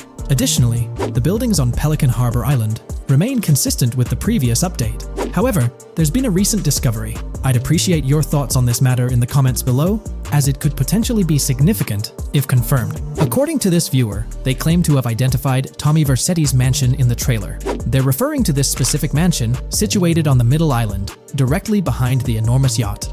It bears a striking resemblance to his iconic abode, raising the possibility that it could indeed be the one.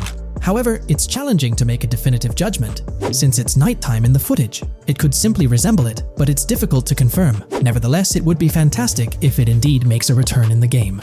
The recent update brought significant changes to Vice City, particularly with the Vice City port. This is where the scene featuring the bolt shot from the trailer takes place. Now, we have a clearer understanding of its entire border, with some buildings identified. There are two speculative buildings, along with some confirmed ones. The bridges have been updated, and there have been adjustments to the speculated Raya Way. Furthermore, the FLP Solar Amphitheater has been relocated northward based on new evidence. The Vice City International Airport metro station has also undergone updates, aligning with new information from leaks. Notably, the airport now appears more complete, with an additional hangar. These encompass all the changes made to Vice City. Now let's shift our focus to the Grass Rivers, as they've also received updates. The speculative landmass along the west coast has been adjusted to accommodate the map expansion. Notably, the Lake SLW waterway now connects to the Grass Rivers, providing insight into the potential appearance of this swampy region on the map. A scene from the trailer showcased the Airbolt, a vehicle likely used for traversing these areas. Hamlet remains in its original position, serving as a parody of Homestead. It's interesting to note the location of the Shaka Shed, situated in the middle of the Grass Rivers, reminiscent of the shacks seen in Lemoyne in Red Dead Redemption 2. This suggests that this area may draw inspiration from its counterpart. Furthermore, I anticipate hunting to be quite intense in this region, given the presence of alligators, snakes, and lizards. The diverse wildlife, particularly at night, is bound to create a thrilling atmosphere. Additionally, changes have been made to the Gator Keys and the surrounding islands, as observed in the trailer. More specifically, there have been additions to speculative locations, such as Bird Key, based on new evidence. Additionally, some speculative areas across the map have been updated. That wraps up the analysis of the latest version of the GTA 6 mapping project. It'll be intriguing to see how closely it aligns with the actual map. Moreover, let's delve into a fascinating comparison between this latest version and all the other maps in the GTA series. Take a look at this comparison. On the left side, you'll find the latest version of the GTA 6 mapping project. Above it, there's the map of North Yankton from GTA 5. To the right of the North Yankton map, you'll see the island of Copico from GTA Online. Next to Copico, there's the GTA 5 map. Below that, we have the GTA 4 map. Below the GTA 4 map, are the maps of Liberty City and GTA 3. And finally, at the bottom, there's the map of GTA San Andreas. One of the first things I noticed is how compact the GTA 4 map appears compared to others. Despite its small size, it boasted greater density than the GTA V map. Streets were closely packed, and every inch of space was utilized efficiently. Anyone who's played GTA 4 can attest to the unparalleled density of its city, brimming with intricate details. I anticipate a similar level of density and attention to detail in the GTA 6 map. Considering the vastness of the GTA 4 map, despite its modest size, I expect the density in GTA 6 to match, if not surpass, that level. Even though GTA 6 is already approximately twice the size of the GTA 5 map, the addition of intricate details will make it feel even more expansive. Now, let's examine a comparison between the old GTA Vice City map and the latest version of the GTA 6 mapping project. The old Vice City map has been superimposed onto the new one, allowing for a visual comparison of the two. What caught my attention was the size of the GTA Vice City map, which is quite substantial. However, in GTA 6, improvements are expected across the board. There will be more buildings, positioned closer together, enhancing the overall design and creating a denser environment. I also wanted to discuss a map that's been generating a lot of buzz within the community. Someone utilized images from Google Maps to supplement the mapping project. This method offers a clearer perspective on how the game's environment might appear in terms of scale and layout. While this representation may exaggerate the city's size with an abundance of buildings, it provides insights into the length and layout of highways, which have been overlaid with speculative areas. Additionally, looking at Yorktown, despite the lack of details, its size hints at the potential scale of both Yorktown and Port Gorn. Furthermore, the top portion of the map may resemble the depiction, although details remain uncertain. Considering the vast array of features such as multiple airports, cities, small towns, mountains, hills, and swamps, it's evident that GTA 6's map is poised to be the most impressive in the series. There's little doubt that it will set a new standard. In today's video, we're delving into the character creation aspect of Grand Theft Auto 6 and exploring how in-game NPCs will be generated. We'll take a look at a recent patent filed by T2 Interactive, the parent company of Rockstar Games, which sheds light on the character creation process within the world of GTA 6. The patent reveals details about a new system developed by Rockstar Games, designed to streamline character creation and leverage the capabilities of current generation consoles more effectively. As game worlds grow in size and complexity, filling them with diverse and compelling characters and environments becomes increasingly challenging. Artists are tasked with creating every individual in-game object, from characters to buildings and interiors. As these worlds expand, the computational and design efforts required also increase. However, Rockstar Games has once again demonstrated innovation by developing a system that optimizes the rendering of 3D objects, ensuring efficiency without compromising on detail. This system addresses the challenges posed by the ever-expanding scope of game worlds. The patent we're examining in this video is titled System and Method for Game Object and Environment Generation. This video takes a deep dive into the generation of building interiors and characters within the expansive world being crafted by Rockstar Games. The patent starts off by providing an overview of how objects function within 3D spaces, as explained by Rockstar. Objects used in 3D graphics, often called assets, are a combination of geometry data, for example, the 3D model, and data for textures associated with the geometry data. An asset may be formed of one object, or it may be a composite object made from a combination of objects.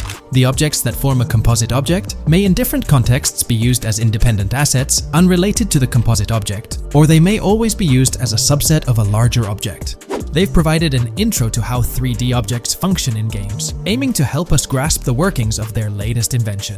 Persons of skill in the art will recognize that many different sorts of assets, such as vehicles, can be made from collections of subcomponents. For example, one aspect of the game might require a room, say a dining room. That entire dining room could be considered one game asset, but it will likely be created from several other assets, such as a table, chairs, dishes, glasses, wallpaper, flooring, etc. The glasses and chairs are independent of the larger dining room asset. As another example, a virtual person in the game, such a background character in a scene, would also be an asset.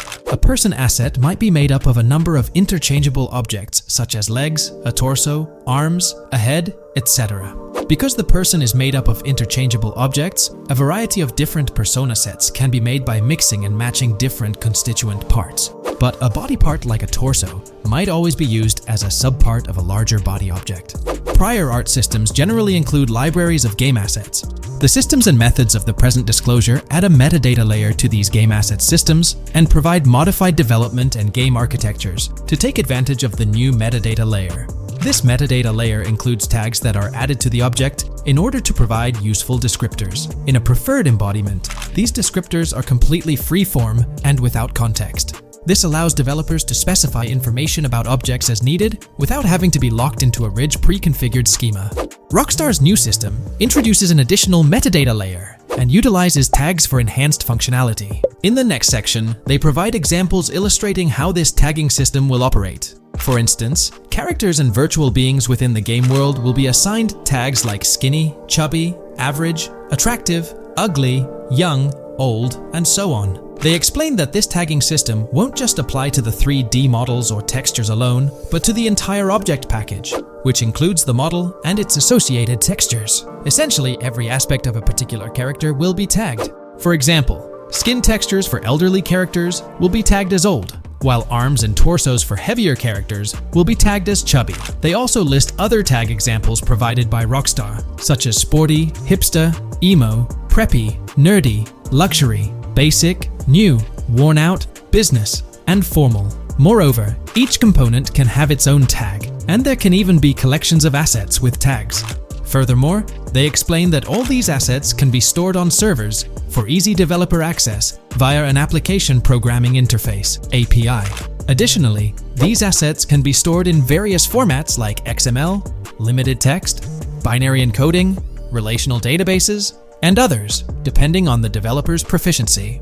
The systems and methods of the present disclosure further advantageously use the metadata via a rule set layer that uses the metadata to increase the speed and efficiency of game rendering, world or scene creation, game script execution, and rendering fidelity. In particular, the rule set allows designers to add context to the tags and to control their use by setting rules for the asset usage and the asset's interaction with the game and other objects.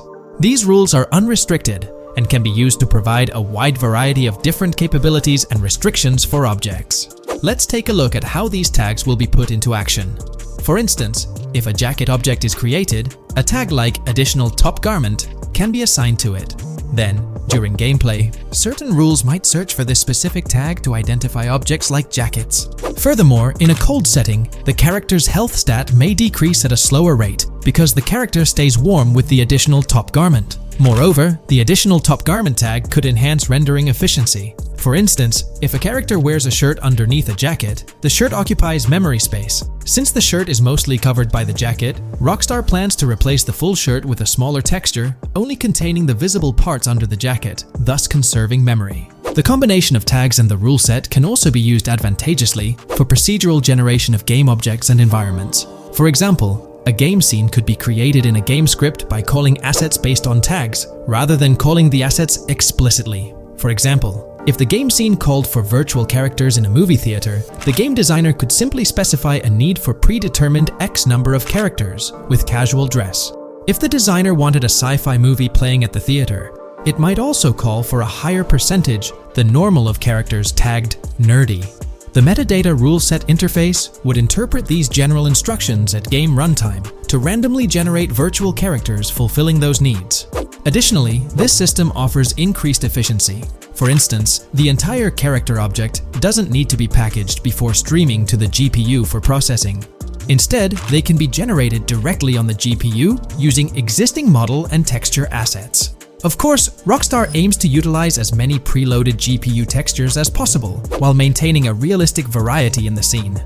Moreover, this system allows them to control the number of preloaded textures used in a scene. For instance, more textures can be preloaded for complex scenes and fewer for simpler ones. The goal of this video is to provide an overview of the key aspects of this new system, so I won't delve into every example described in the patent. Turning to the details of the specified metadata, in a particularly advantageous embodiment, the following metadata is included for each model and texture: IDs, property tags, match tags, randomization restrictions, expression data, and optimization data. While this selection of metadata has been found advantageous, different groupings and subsets of these tags can be mixed and matched as needed to accomplish particular design goals without departing from the spirit and advantages of the present disclosed inventions. The uses embodiments, and benefits of each of these fields are described as follows.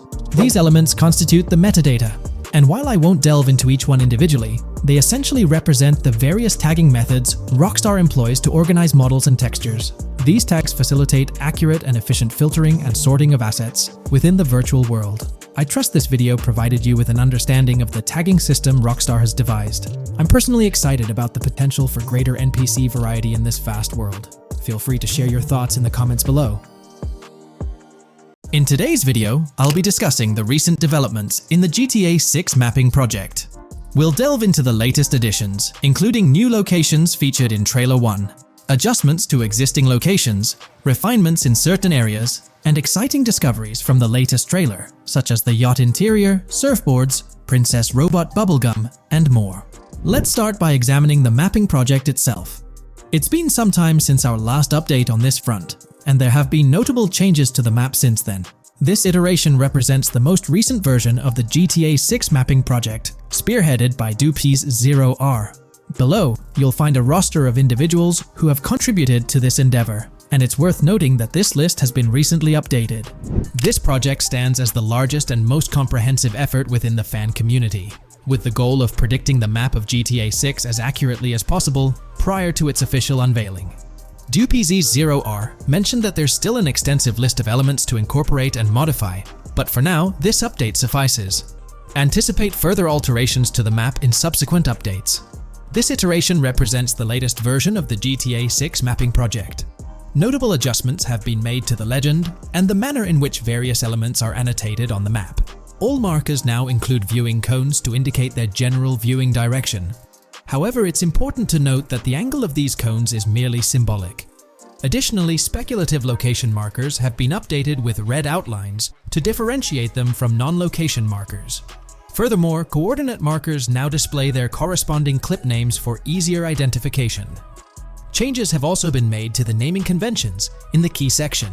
For instance, you'll notice that the markers now include the names of the clips they are derived from. Let's delve into the alterations specific to Vice City. The angles of Rock Ridge and Stockyard have been tweaked to align with calculations/evidence and to better match the coordinates. By observing the outlines, you can see that both the Rock Ridge and Stockyard areas have been subtly adjusted, ensuring a more cohesive layout. There's a noticeable improvement in alignment. A notable update to the map is this section here. Previously, absent features have been incorporated from the edges of one of Rock Ridge's mini-maps, and adjustments have been made to the water's edge in that vicinity, now depicted in dark green to indicate the genuine boundaries of this section of the Vice River. Additionally, several buildings in the Rock Ridge area have been identified, including the Rock Ridge Community Research Center, Miami Police Department, Venture Apartments, Orange and Pink, 7071 Warren Thacker Manor, inspired by Martin Fine Villa, Palace Cafe and Diary, all sourced from leaks. Furthermore, there are two speculative markers outlined in red, representing locations from the trailer. One in Rock Ridge is speculated to be the Hammer Hamlet Ladies location, while the other marks the high roller scene from the trailer. You can find the timestamps for both scenes on the map. Updates have been made to the route of the I-404, incorporating new evidence. This includes adjustments in Vice Beach and the positioning of the road near Rock Ridge. Notably, there have been alterations to the highway section near the airport. Additionally, speculative terrain and building positions in Washington Beach have been revised to align more closely with the evidence. Changes have been made to the shapes and locations of the Ritz-Carlton Bal Harbour, Akoya condos, and Jade Ocean condos. Furthermore, alongside the speculative road and landmass in the Bayfront Heights area, the Y Vice City and Gate/Continental hotels have been included in the Vice Beach vicinity. Additionally, several minor adjustments and fixes have been implemented. Regarding the Vice Beach area, there have been additions of new buildings supported by recent evidence. These include 200 Ocean Drive, 260 Ocean Drive, 1043 Washington Avenue, Beach Park Hotel, and Council Towers North. Moreover, over at Brickell Key Island, two new buildings, Brickell Key 1 and Brickell Key 2, have been introduced. Additionally, corrections have been made to the names of the Tequesta Point locations, accurately reflecting their respective positions. Now, let's shift our focus away from Vice City. Firstly, an error regarding St. Joseph has been rectified. Previously labeled in purple, it should have been marked in red to signify that this name hasn't been confirmed in the leaks, but is either speculative or based on real-life data. Moving westward towards Port Gellhorn, there have been notable additions to the leaked industrial area opposite the state prison, along with improvements to the prison itself. Several speculative structures, highlighted in red, including a water tower and industrial buildings, have been incorporated, along with a cell tower across from the prison. Heading south to the quays, significant improvements have been made. Adjustments to the landmass near the camera location, where the shot with the Dodal seaplane occurs, have been made based on speculative evidence. An airbase/runway has been added, along with guard booth and barriers visible in the trailer. Additionally, 2 speculative buildings marked in red, as well as the speculative naval area station, have been included. That wraps up all the updates to the GTA 6 mapping project. Share your thoughts in the comments below. There have been some significant changes with this update. But now, let's shift our attention to the discoveries made in the trailer. I also wanted to touch on these findings in this video. This marks the initial Reddit post. In the GTA 6 trailer, you can see through the yacht windows and see the interior even though it's very far away. However, in GTA 5, you can't at all see the interior even from close-up. We will probably get inside the yacht and maybe even houses, or at least see inside it. In the shot of the Venetian island, it's evident that there will be a high density of yachts.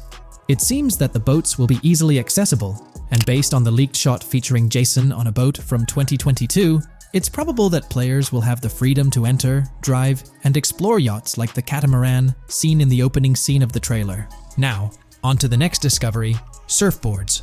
Know a lot of people been talking about surfing, and while there's still nothing indicating it being an interactive minigame, surfboards are in-game and seen in the trailer. Surfboards were in 5, but only on the tops of certain cars, and a few static ones sat the beach.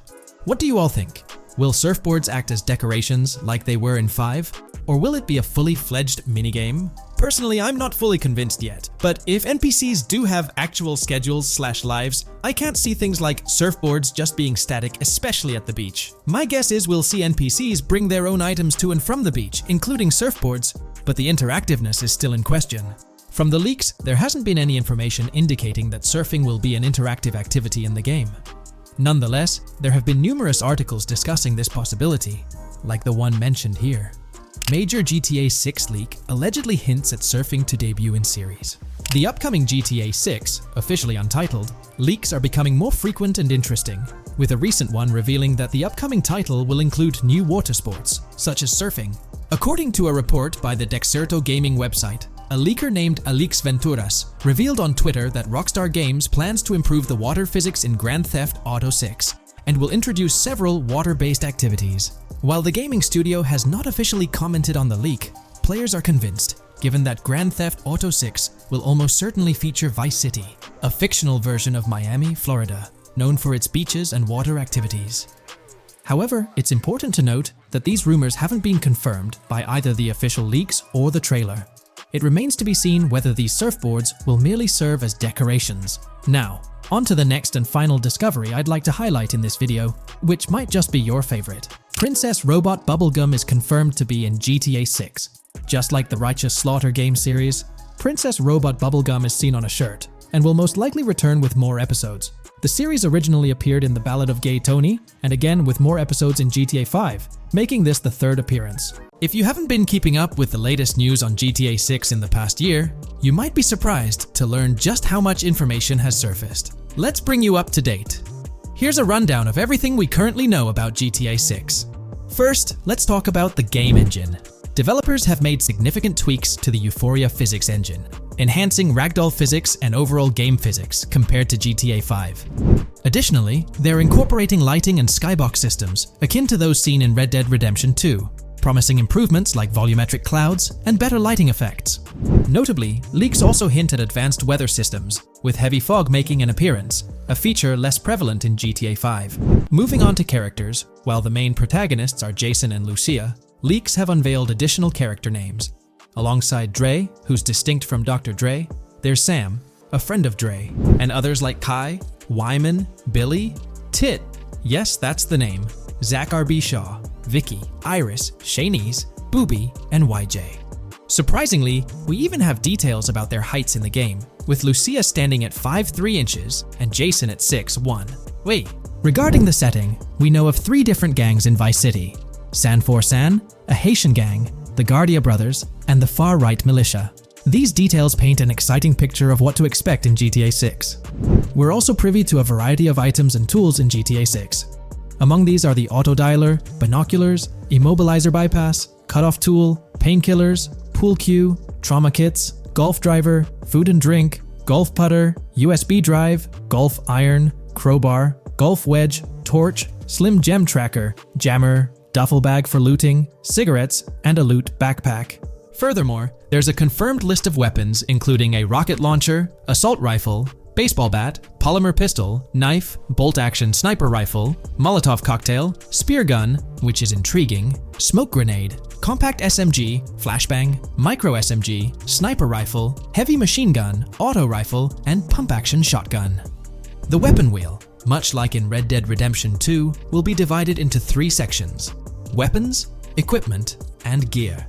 It's interesting to note that players can hold different weapons in each hand, with a quick item inventory displayed in the bottom left corner of the screen. While leaked recreations of the weapon wheels offer a glimpse, it's likely that the final version may evolve as the game progresses in development. In one video snippet, an NPC is seen firing at Jason, prompting a health tip to appear on the left side of the screen when Jason's health drops. If you find yourself injured in GTA 6, your health will regenerate slowly over time. To speed up the process, you can access your weapon wheel and use a recovery item.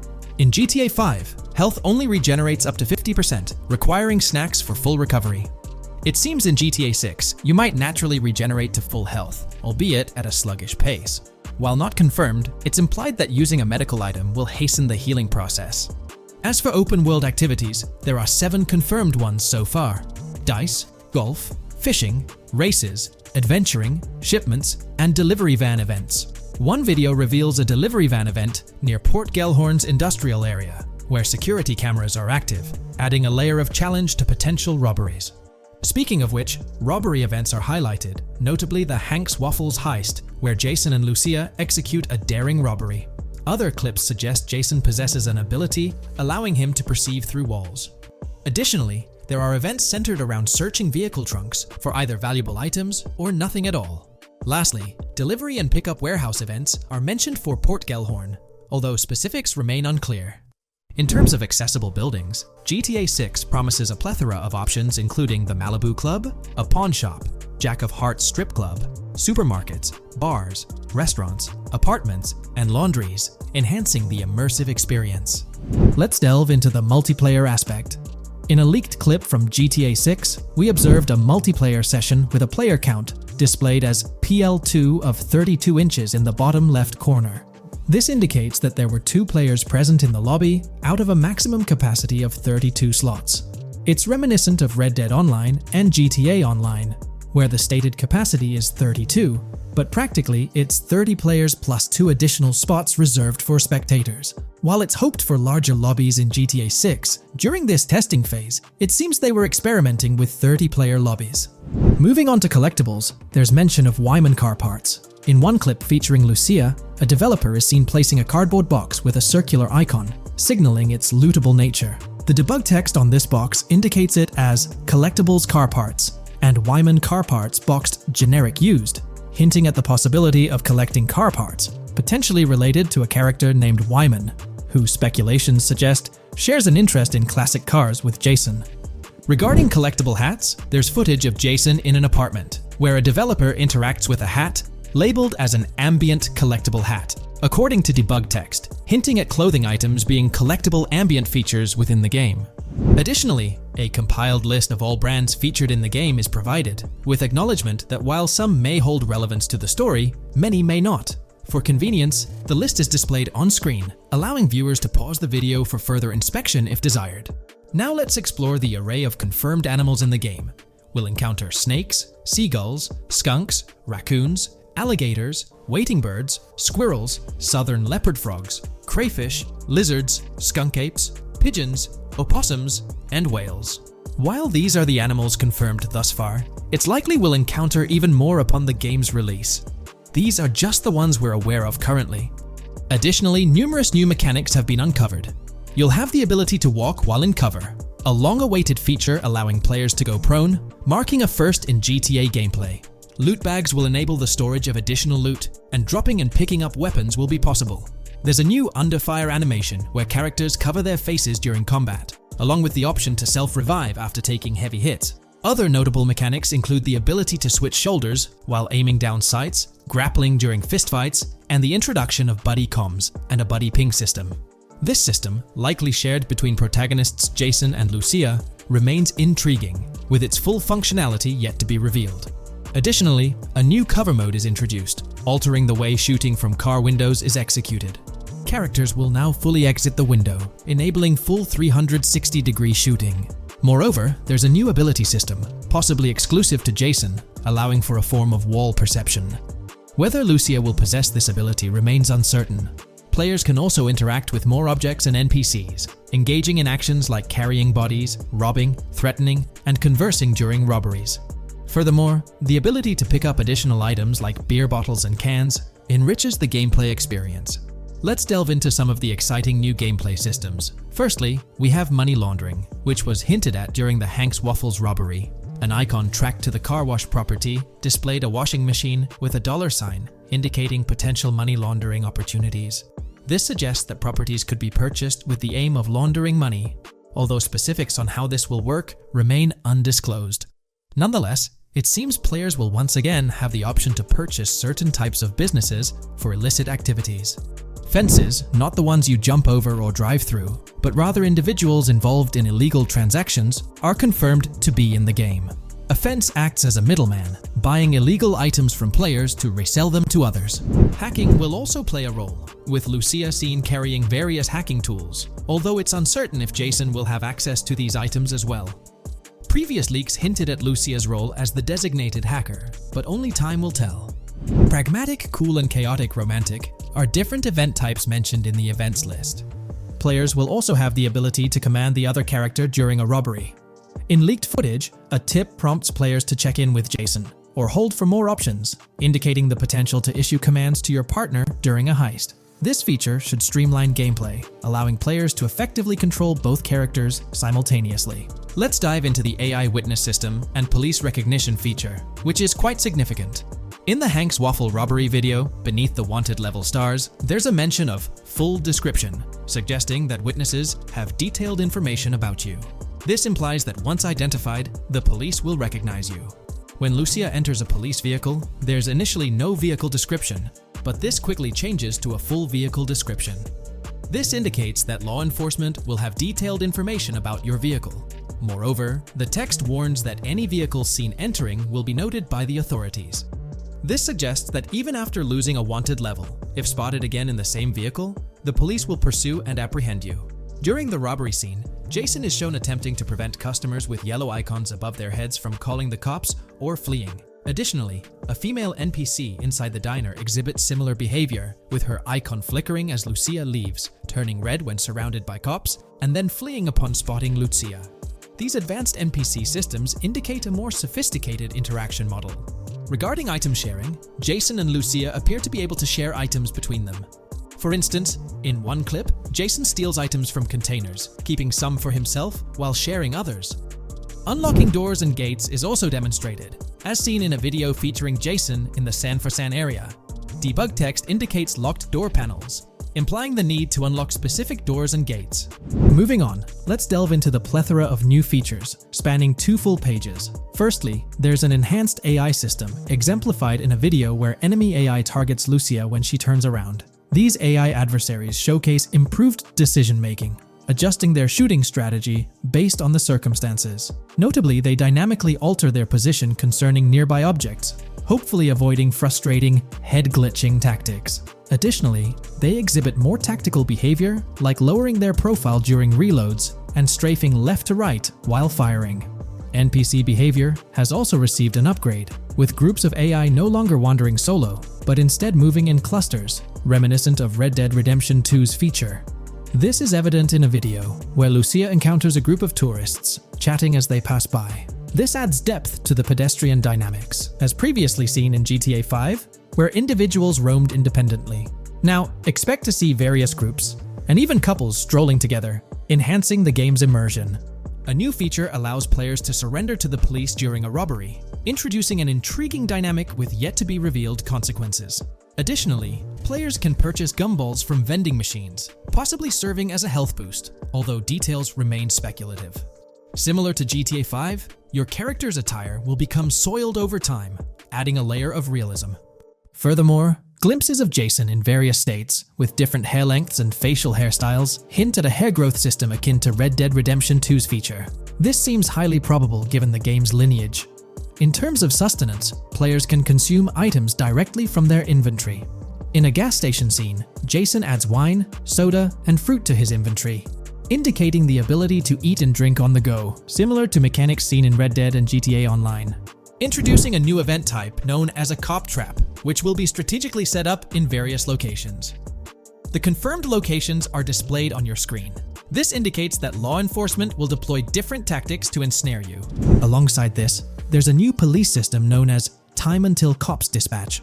Now, when you commit a crime, the police won't immediately appear.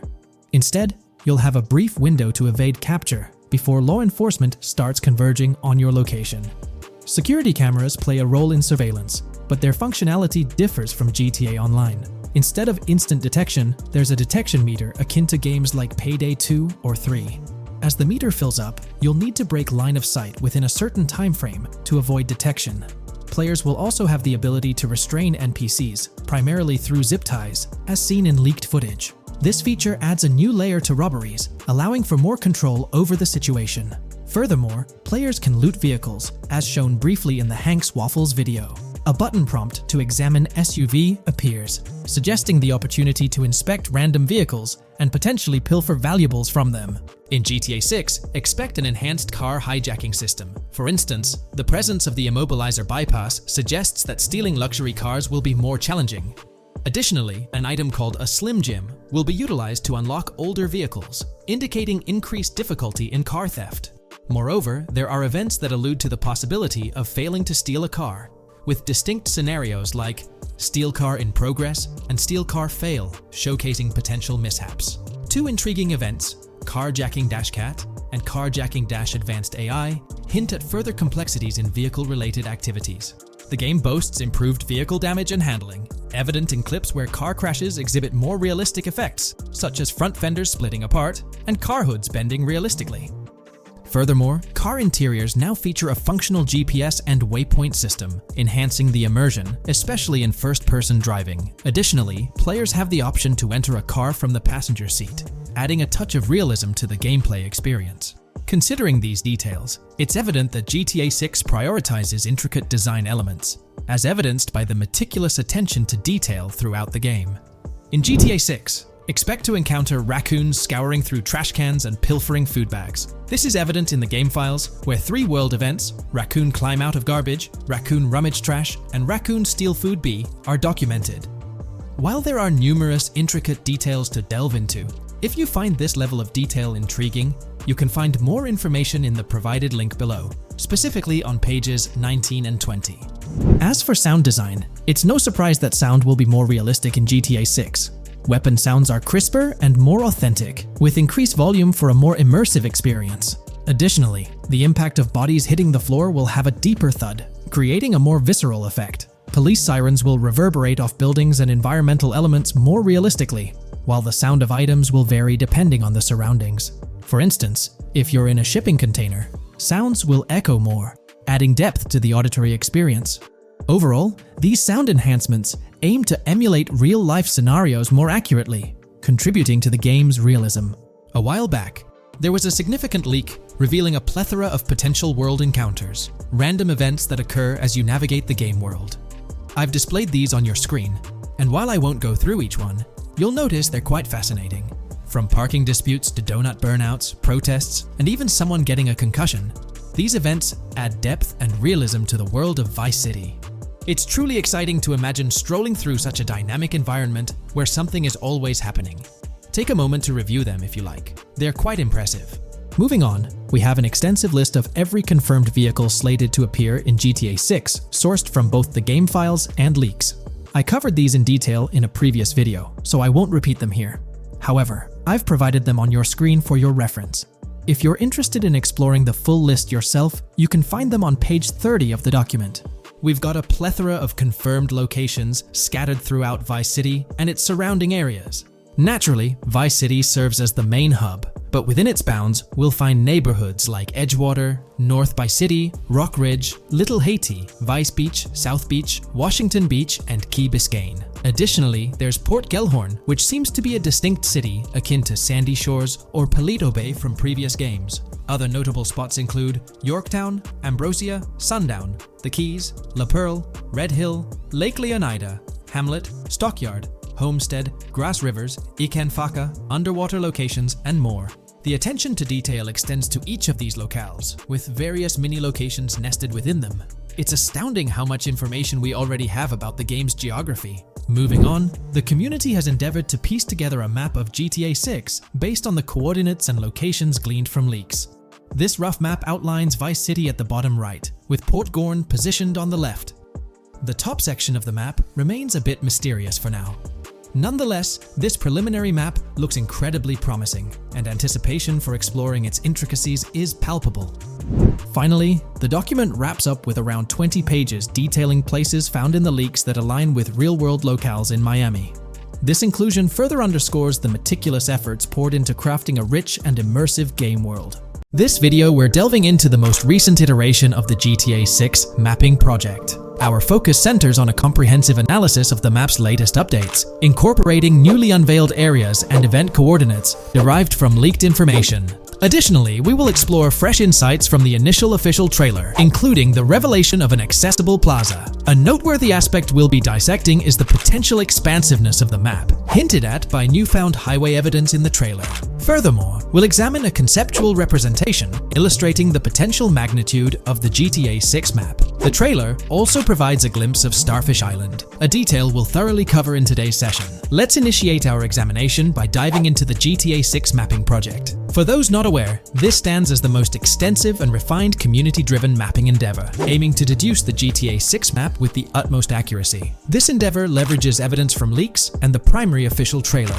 In our previous map analysis, we scrutinized significant alterations in the Port Gorn and Grass Rivers areas, expanding the map to an impressive 18 by 8 kilometers. However, today's exploration will predominantly focus on alterations in the Vice City region. Rumors suggest that the GTA 6 map will encompass 3 major cities, with Vice City and Port Gorn being the identified urban centers so far. Vice City, drawing inspiration from Miami, and Port Gellhorn, a fusion of Gulf cities in Florida. The speculated third city could possibly be modeled after Orlando or Tampa. Earlier rumors hinted at Yorktown being the third city, approximately aligning with Tampa's location. However, intriguingly, structures observed in leaked material from Port Gorn were reminiscent of Panama City. Rockstar appears to amalgamate elements from distinct cities to craft a unique virtual landscape. Turning our attention specifically to Vice City, notable modifications are discernible in the Stockyard and Crosstown area. While these alterations may not be immediately apparent, a thorough comparison with the prior map iteration reveals notable changes in street layouts for improved connectivity. Building positions, including the relocation of the Jack of Hearts nightclub, featured in leaks and the trailer, signify significant shifts. Adjacent structures visible in the trailer's music video shoot scene have undergone subtle rearrangements. A noteworthy addition to the GTA 6 mapping project encompasses events gleaned from leaks, introducing a dynamic layer to our understanding of the evolving landscape. At present, we've pinpointed 4 events on the map, marked by light blue dots. These events include the missing persons poster at the liquor store, the big cat cage roof at Everyday Art Elephant, and the Everyday Art Sidewalk Creep, all clustered around the Crosstown SL Stockyard area. Meanwhile, there have been notable changes in the Vice River area, with some buildings rearranged and brought closer to the river. The overall shape of this area has also been altered, and a new marina building near the airport has been introduced, based on recent evidence. Another significant alteration concerns the incorporation of Ica and Belleville into Vice City. While their status remains speculative, with their names displayed in red, Ica is purportedly inspired by Allapattah, a neighborhood in Miami-Dade, while Belleville draws parallels with Brownsville.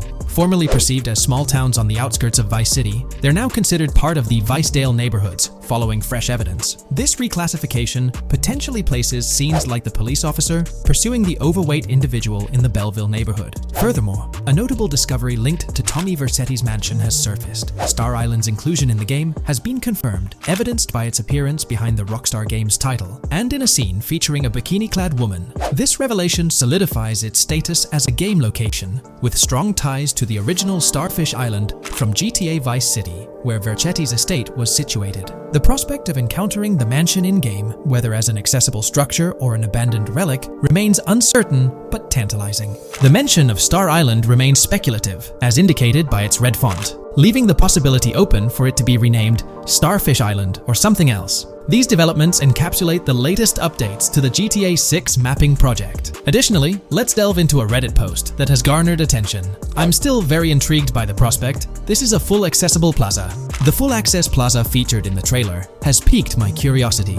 This snapshot is captured during a scene where Jason and Lucia evade the police momentarily. Positioned on the right side of the frame is a sign, presumably denoting a mall within the game. Notably, several brand names, including Kowalski, Kalis, Scala, and Alpha, are visible on this sign. Furthermore, a portion of the mall's name briefly appears, starting with Ever. Could it be Evergreen Plaza or another variation? The answer remains elusive, and we'll have to await further developments to unravel this mystery. I can pretty much bet on it that this shit will indeed be fully accessible. Most of the signs on that structure look to be clothing and accessory shops, which would easily mean it's accessible to us. I'm really hoping the mall makes a return in this one and will serve kind of as a player hub when online drops. Oh, that would be good. Maybe a spot where you can't attack. Could meet people to join up for races, heists, etc. That would be pretty neat. Now let's shift our focus to some additional findings that might provide evidence for the existence of the third major city in GTA 6. Furthermore, we'll explore why the actual map size of GTA 6 could potentially surpass the estimations derived from the mapping project.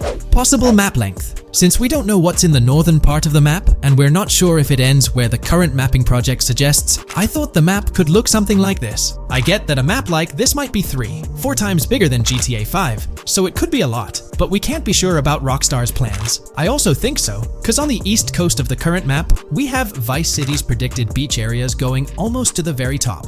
Kind of feels like the map shouldn't just end there. And if Port Gellhorn is based on Fort Myers, then maybe Tampa and Orlando could be there too. But with the current borders, there's not enough space even for a small town. Also, shaped like this, the map would resemble actual Florida more. What do you think? Now, here's something to ponder. If the map indeed resembles this depiction, it would be quite astonishing. It's intriguing how the leaks have remained silent about the northern portion of the map. I'm curious to hear your thoughts in the comments. How far north do you speculate the map extends? Do you reckon it's just slightly beyond what's revealed in the mapping project? Or could there be a substantial unseen territory? Shifting gears, let's delve into a significant discovery. An observation on the size of the map using highway exits as a guide. I believe that 2 blink and you'll miss them shots from the trailer, combined with something I saw in the leaks, have given us a serious hint as to just how big the map for GTA VZ might turn out to be, specifically north-south. The first is the shot of the man grabbing his crotch while stopped on the side of the highway. Specifically, the highway exit signs in the background. They suggest that this shot is being taken from just north of exit 14 on the highway, if turning left has you going east and turning right has you going west. What's more,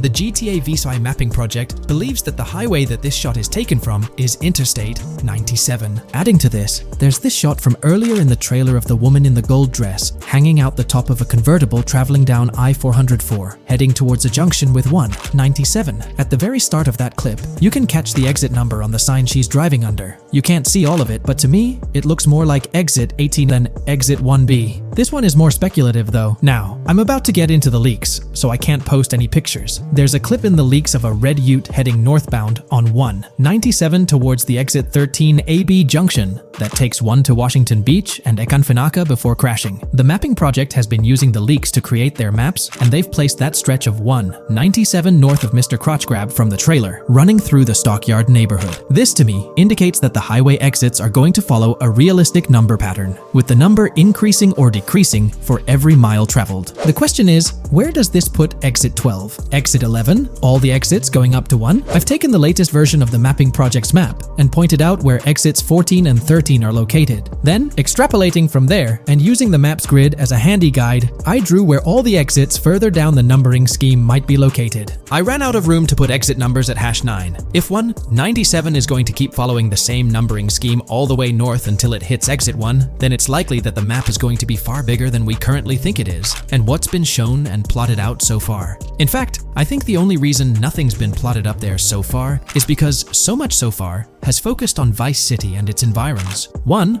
404 too could wind up running just as far north, allowing for a few extra miles and exit numbers to accommodate it crossing the Everglades grass rivers before turning north, as I-75 in real life does. Bottom line, the map for this game is going to be enormous. There's been some chatter among you all about another potential scenario, the possibility of I-97 serving as a loop highway encircling the map's perimeter, similar to GTA 5. While this is a valid consideration, I've largely dismissed it due to a straightforward reason. As previously mentioned, I-44 boasts exit numbers and highway markers that suggest its considerable length, likely extending westward until it reaches the Gulf of Mexico before veering north, mimicking the real-life trajectory of I-75. If the map's northern boundary remains close to its current cutoff point and I-97 extends west and south extensively, then it's plausible that I-44 would mirror this pattern in the opposite direction. While the notion of two loop highways isn't entirely implausible, it could potentially introduce redundancy. Additionally, in GTA 5, the loop highway wasn't simply labeled under one name. The segment along the coast was dubbed the Great Ocean Highway, while the inland stretch traversing the desert was referred to as the Sonora Freeway. Moreover, within Los Santos, various freeways possess distinct names and numbers, even when merging seamlessly, such as the Del Perro, La Puerta, and La Mesa freeways. My hypothesis currently is that there is a loop highway, but that one, 97 and I-404, are two halves of it. They both start in Vice City and intersect in Crosstown. 97 runs up the Atlantic coast. 404 runs west through the Grass Rivers, and then turns north to run up the Gulf Coast, and they both meet at a point further north. Whether that point is a city, a smaller town, or something else, that is still unknown. Feel free to drop your thoughts in the comments regarding everything covered in today's video, particularly this astonishing discovery. There's substantial evidence hinting at a larger map size, but I'm eager to hear your input, so don't hesitate to leave a comment below. When we talk about the positive aspects of this partnership, it's essential to highlight the potential benefits that can emerge from Rockstar's newfound support for the modding community. One of the significant upsides is the acknowledgement of the brilliant and skilled developers behind the modding scene. For years, these developers have worked tirelessly to create unique and engaging experiences within the GTA universe. With Rockstar stepping into a collaborative space with CFX, there's an opportunity for a more symbiotic relationship. The infusion of official support could mean more resources, tools, and encouragement for modders to continue pushing the boundaries of what's possible within the GTA ecosystem. This collaboration might lead to innovative gameplay features, improved server stability, and an overall better experience for both players and content creators. Moreover, the recognition from a gaming giant like Rockstar could open doors for these modders in the industry. It may pave the way for potential collaborations, official partnerships, or even job opportunities within the gaming development sphere. This, in turn, could elevate the modding community to a more prominent and respected position within the gaming landscape.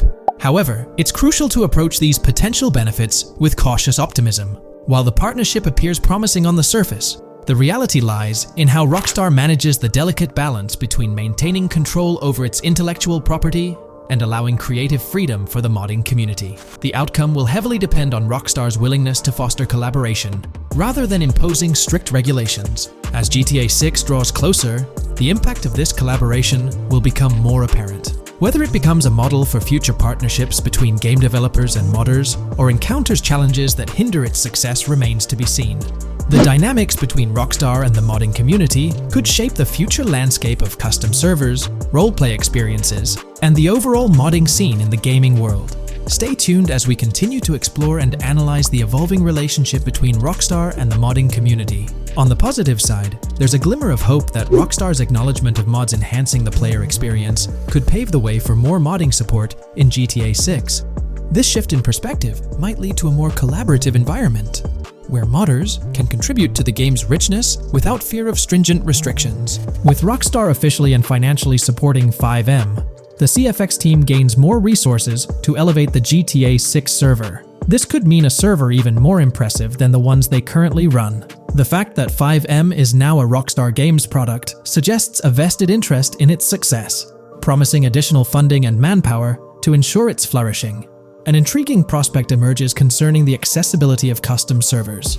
Currently limited to PC players, there's speculation that GTA 6 might integrate dedicated servers within the game itself, eliminating the need for external programs like FiveM. If this unfolds, it opens the door for console players to join the custom server experience, broadening the player base and community. Moreover, Rockstar seems to be attuned to fan desires. Despite a larger audience watching RP compared to those actively playing it, Rockstar appears committed to making improvements. Their intent to let custom servers thrive suggests a more fan-centric approach, acknowledging and catering to the desires of the gaming community. However, there are potential pitfalls to consider. The most glaring concern is Rockstar's inclination to monetize these servers. While the specifics remain uncertain, it's almost certain that some form of monetization, be it through custom server shark cards or a pay-to-play system, will be implemented. This could introduce a paywall, affecting the accessibility and enjoyment of custom servers for certain players. As we navigate through this evolving landscape of Rockstar's partnership with FiveM, the delicate balance between fostering creativity and implementing monetization strategies will determine the ultimate impact on the gaming community. Stay tuned as we continue to unravel the complexities of this collaboration and its implications for GTA 6 and the modding community. Let's unpack this a bit more. The whole monetization story got its moment in the spotlight during an earnings report where Take-Two CEO Strauss Zelnick spilled the beans. He essentially said, "If folks are messing around with our intellectual property, why not make a buck or two?"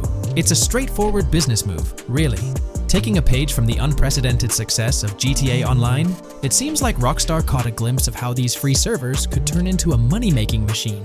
Now, the potential downside of this situation lies in the realm of competition.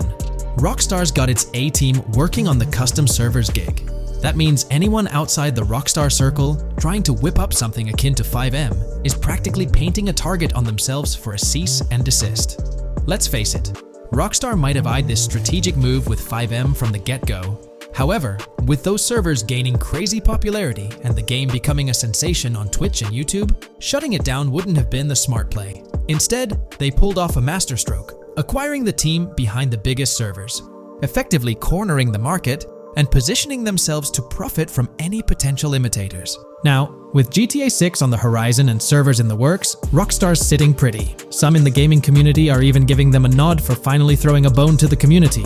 But, and there's always a but, at the end of the day, Rockstar's the one making the rules. We'll all have to toe the line because, quite frankly, there won't be any other alternatives in the neighborhood. So, buckle up for Rockstar's GTA roleplay. It's going to be a wild ride. The landscape has already witnessed the repercussions, with servers and mods being handed the shutdown ticket for not playing by Rockstar's latest rulebook. The new mandates include a strict no to real-life vehicles, mission mods, and porting old Rockstar maps or assets rules that weren't in the playbook just a couple of years back. Now, while the financial backing from a mega corporation might seem like a savvy move on the surface, there's a lingering skepticism about whether it'll blossom into the fairy tale ending we've all been envisioning. It's a bit premature to slap a final verdict on the fate of FiveM once GTA 6 hits the stage. Now, let's consider the potential repercussions for the vibrant RP community.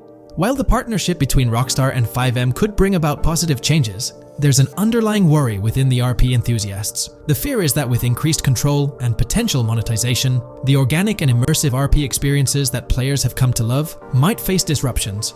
RP communities thrive on creativity, flexibility, and a sense of autonomy. If Rockstar's influence leads to more rigid guidelines, it could alter the dynamic of these communities, potentially affecting the unique narratives and interactions that make RP servers so engaging. As we contemplate the potential impact, it's essential to look beyond the immediate horizon of GTA 6. The dynamics established through this collaboration could set a precedent for future interactions between gaming giants and modding communities across various games. Whether it becomes a model to be emulated or a cautionary tale will be closely watched by both players and industry stakeholders. The future of FiveM and the broader modding community remains uncertain as GTA 6 inches closer to release. While concerns exist, there's also room for hope. The collaboration might lead to a harmonious blend of official support and community-driven creativity, enhancing the gaming experience for everyone involved. As players, content creators, and modders navigate this uncharted territory, the one constant is the love for the game and the shared hope for a positive evolution in the gaming landscape. Taking a stroll down memory lane, Rockstar's track record with monetization doesn't exactly calm the nerves. Add to that the current scenario where they're laying down the law for the CFX team, dictating what's permissible and what's not. This conjures up a cloud of uncertainty regarding the future of both FiveM servers and the broader modding community. Personally, I'm a big fan of RP servers and that immersive content. It's my cup of tea. The idea that the same company that set the stage with GTA 5 might potentially tarnish FiveM, turning it into a monetized maze with no alternatives, that's a bit of a buzzkill. Yet here we are, in the waiting room until GTA 6 steps into the limelight. There's been a lot of talk since GTA 6 was announced, with rumors flying all over. But hey, here's a rundown of confirmed stuff like vehicles, items, weapons, and features for the game. Now, the official release of the game is still a good few years away. Rockstar Games is really putting in the work to make this game top-notch. But thanks to a leak, we've got some inside info. We're talking cars, new physics, main characters like Lucia and Jason, map locations, a massive open world, tons of stuff to do in-game, and a bunch of weapons you'll get to use. We've also learned about better AI for non-player characters, some RPG elements, and cool new gameplay features. All this has got the gaming community buzzing about what GTA 6 will bring when it finally drops. Let's dive into the primary video clips making rounds on social platforms, showcasing mission gameplay, and offering insights into Rockstar Games' vision for GTA 6. Among the widely shared footage is a mission featuring Lucia, the game's playable character, and a Latina protagonist, attempting to rob Hank's Waffles, a diner. During this early test phase, the non-player characters lack distinct facial features and bear a dummy-like appearance, humorously dubbed in-game as such. By the way, I'm holding a monthly giveaway for a PlayStation 5. You just need to subscribe and you're entered. Now, back to the video. The NPC's responses are influenced by Lucia's aggressive actions, with various animations depicting the fear evoked by the robbery, akin to the dynamic NPC reactions seen in Red Dead Redemption 2. In the diner heist, Lucia has the option to aim her handgun at a hostage, providing players the choice to either rob or engage in hand-to-hand combat. Managing the hostage adds depth to criminal activities in the game. Jason, the white male protagonist, is also involved in the robbery, allowing players to interact with both characters during the encounter. Jason urges Lucia to act swiftly and escape without a trace, hinting at a relationship reminiscent of Bonnie and Clyde, aligning with previous leaks regarding the game's storyline. The character's appearance bears similarities to actors Eva Mendes and Ryan Gosling from The Place Beyond the Pines, though it remains uncertain if the narrative will mirror the movie's plot. Lucia and Jason appear to be in their late 20s, and the game incorporates a character-switching mechanism seamlessly activated through the controller's D-pad. As the police arrive, Lucia can menace another hostage, leading to a showdown with law enforcement outside. The intricate design of the outdoor area suggests a setting modeled after northern Florida, characterized by lush vegetation.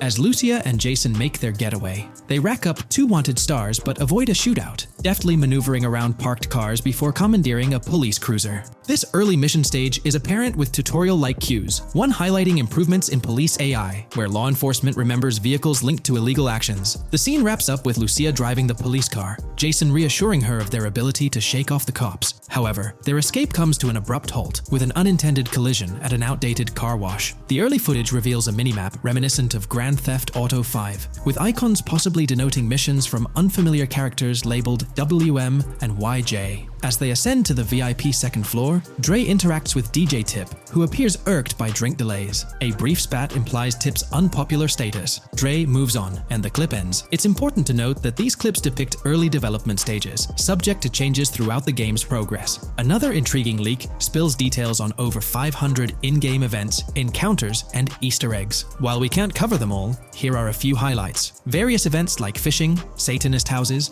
backyard wrestling rings, and big cat mansions offer diverse experiences within the game's universe. There's talk of missing tourists, yard sales offering new clothes, an event resembling insurance fraud from Saints Row, a mysterious voice in a storm drain, potentially a nod to Pennywise, a multi-location Bonnie and Clyde mystery, and a workout challenge hinting at the return of fitness activities. Additionally, within Grand Theft Auto 6, players can stumble upon an island camp, DUI tests, UFO sightings, an animal house, a swamp safari, and the prospect of crazy golf gameplay. Based on insights gathered from the GTA forums, GTA 6's open world is estimated to be at least 2.5 times larger than GTA 5, providing players with a vast and immersive environment to explore. The game draws inspiration from the successful approach seen in Red Dead Redemption 2, promising a meticulously crafted open world with captivating mysteries that elevate the gaming experience. GTA 6's development footage showcases recognizable real-life locations from Florida, such as the Homestead Miami Speedway, reimagined as the Port Gellhorn Racetrack, along with places like Portofino Tower, Sombrero Key Light, Solar Amphitheater Bayfront Park, and Lone Depot Park. Moreover, the inclusion of the 1000 Museum, a high-rise residential condominium in Miami, demonstrates Rockstar's dedication to detail. A metro map mirroring Miami's real version adds to the immersive nature of the game world. The presence of lush grasslands and vegetation hints at potential expansion into Georgia.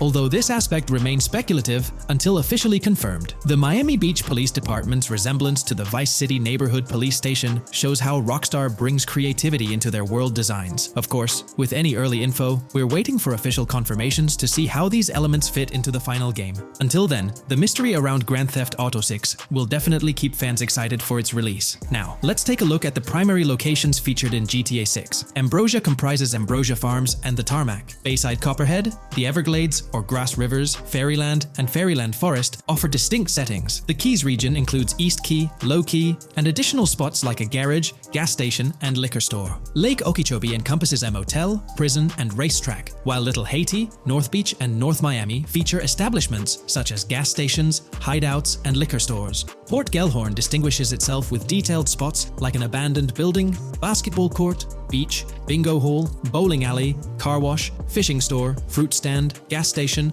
motel, pawn shop, police station, quick shop, raceway, soccer field, and more. Red Hill showcases a forest. South Beach offers a boardwalk, gym, hotel, Ocean Drive, and park, while South Miami Sundown includes a beach and tarmac. Vice Beach encompasses Vice City suburbs and Washington Beach. Miscellaneous locations such as an abandoned hotel, observatory, Fountain of Youth, homeless community, Malibu Club, Monument of Leonida, Redneck Yacht Club, Spaceship House, Underwater Research Facility, and Dinosaur World enrich the gaming world. Recent leaks from this week strongly suggest that Alexandra Christina Echevarri might be the voice behind Lucia in Grand Theft Auto 6. Her voice in a demo reel closely matches the leaked clips of Lucia's dialogues, hinting at her likely portrayal of the character. Throughout this breakdown, we've covered loads of info about Grand Theft Auto 6, diving into different aspects of the game. It was important to cover everything we know about the game so far, and while we're eagerly waiting for it, it might still be a couple of years before we get our hands on it. Let's kick off by highlighting some cool discoveries from the leaked clips, focusing on new features and gameplay details revealed. In one scene, Jason and his pals are chilling by an in-ground pool in a modest neighborhood, cracking jokes about a parody of social media called Life Invader. Their banter brings in playful references to Jay Norris's demise, showcasing that classic Grand Theft Auto humor fans love. Lucia and Jason are shown in animation tests doing different actions like jogging, stopping, and ducking to avoid gunfire. Rockstar's developers also tested vehicle crash physics on an overpass. The highway signs on Interstate 97 mention North Beaches and Lake Leonida, with the current exit leading to Washington Beach. In another interesting scene, Jason finds a shipping container filled with stacks of cash and a motorbike. Various development clips reveal tweaks being made to a vehicle's interior, hinting at potential new designs or customization options for players. Throughout the clips, interactions with NPCs in the open world are demonstrated, including characters taking selfies, which adds depth to the game's environment and immersion.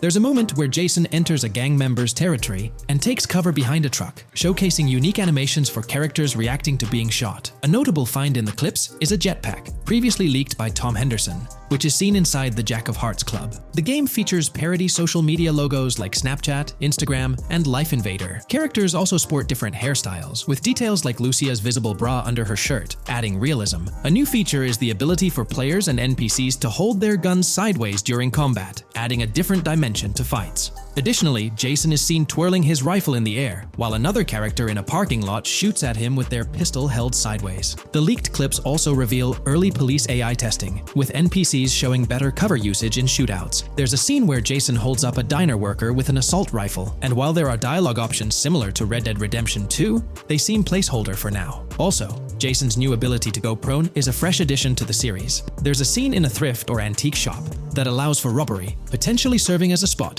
to sell stolen items, adding depth to the gameplay. Another feature borrowed from Red Dead Redemption 2 is the ability to pick up and carry bodies, which adds complexity to gameplay. Red Dead Redemption 2's influence can be seen in several other aspects of this game too. The game brings in several RPG elements, like managing food, drinks, sweat, fatigue, and even taming animals, giving players a deeper gameplay experience. References to mountain bike ramps and city bike rentals promise enjoyable cycling activities. The leaked clips mention a bunch of weapons, from firearms like pistols, shotguns, and rifles, to unusual ones like golf clubs, baseball bats, and crowbars. Players can also use equipment such as flashlights, binoculars, lockpicks, and more. Additionally, players can stay in motels and hotels, with the Kington Hotel being one of the options. There's even a pool party with live music for players to check out. References to the Everglades and wildlife like alligators, snakes, raccoons, and birds suggest diverse environments to explore. The weapon wheel system, similar to Red Dead Redemption 2, limits the number of weapons and items players can carry. Lucia can carry a loot bag, possibly used for robberies or stealing from different places. The inventory system allows players to carry health kits and other items for temporary boosts, and Jason can pick up and drop weapons from his inventory. The clips hint at animations like overdose, suggesting unique actions or events in the game. There are indications of horses and horse riding mechanics, possibly inspired by Red Dead Redemption 2. The open world is full of accessible places, including motels, metro stations, restaurants, pawn shops, and supermarkets. Little details like grabbing a gumball from a quick shop machine add to the overall vibe. A cool feature is the ability to shoot while swimming, adding a new layer to combat situations. All these diverse and interesting elements together promise an immersive and fun gaming experience in Grand Theft Auto 6. Let's dive into the cars of GTA 6. Shout out to the GTA forums for putting together this info. You can find links below to join the discussions. There's a bunch of confirmed vehicles. We're talking the Blista Compact, Ocelot Locust, and a car that looks like an early 90s Buick Skylark. Then there are some new cars without official names, like a 90s Chevy Caprice, a Chevy Malibu from 2016 onwards, a Chevy Sonic, and a Honda Accord from 2018 to 2022. And you know how Rockstar rolls, they'll give these cars their own funny names like they always do. There's more on the list too. Albany Primo, Benefactor Shafter LWB, a mix of Ford Explorer and Tahoe from the 90s or 2000s, a Toyota RAV4 from 2018 onwards, with a mix of Lexus NX style, and a Mercedes Grill, Pegassi Tauros, a 1980s Jeep CJA Scrambler, a 5th Gen F150, a G20 conversion van, a Brute Camper, Vapid Speedo, HV Mixer, Metro Mover, D-Class Sheriff SUV, Mobatsu Sanchez Livery, Nagasaki Street Blazer, a 1970s Ford Ranchero, a 1971 Buick Estate, an Albany Emperor, D-Class Turbo Sabre, Yoga Classic, the Contender, and Sadler. Moreover, gamers can anticipate a range of vehicles in Grand Theft Auto 6, including the Slam Van Pickup, Bobcat XL, an updated Regina, Alpha, Gauntlet Classic, Moonbeam Helion, Boxville Go Postal, an unidentified Albany vehicle drawing inspiration from a 1959 to 60 Cadillac, a Rebel, an unknown Asian sedan, a Ferrazzi or Feroci, Baller, Novak, Buffalo STX, Alpha and Feudo, a Benson NF 890, Buffalo without a sports bumper, and the Steyr and Landstalker. This extensive lineup promises an immersive and varied driving experience for players within the game. What's got you hyped about this game? Share your thoughts in the comments below.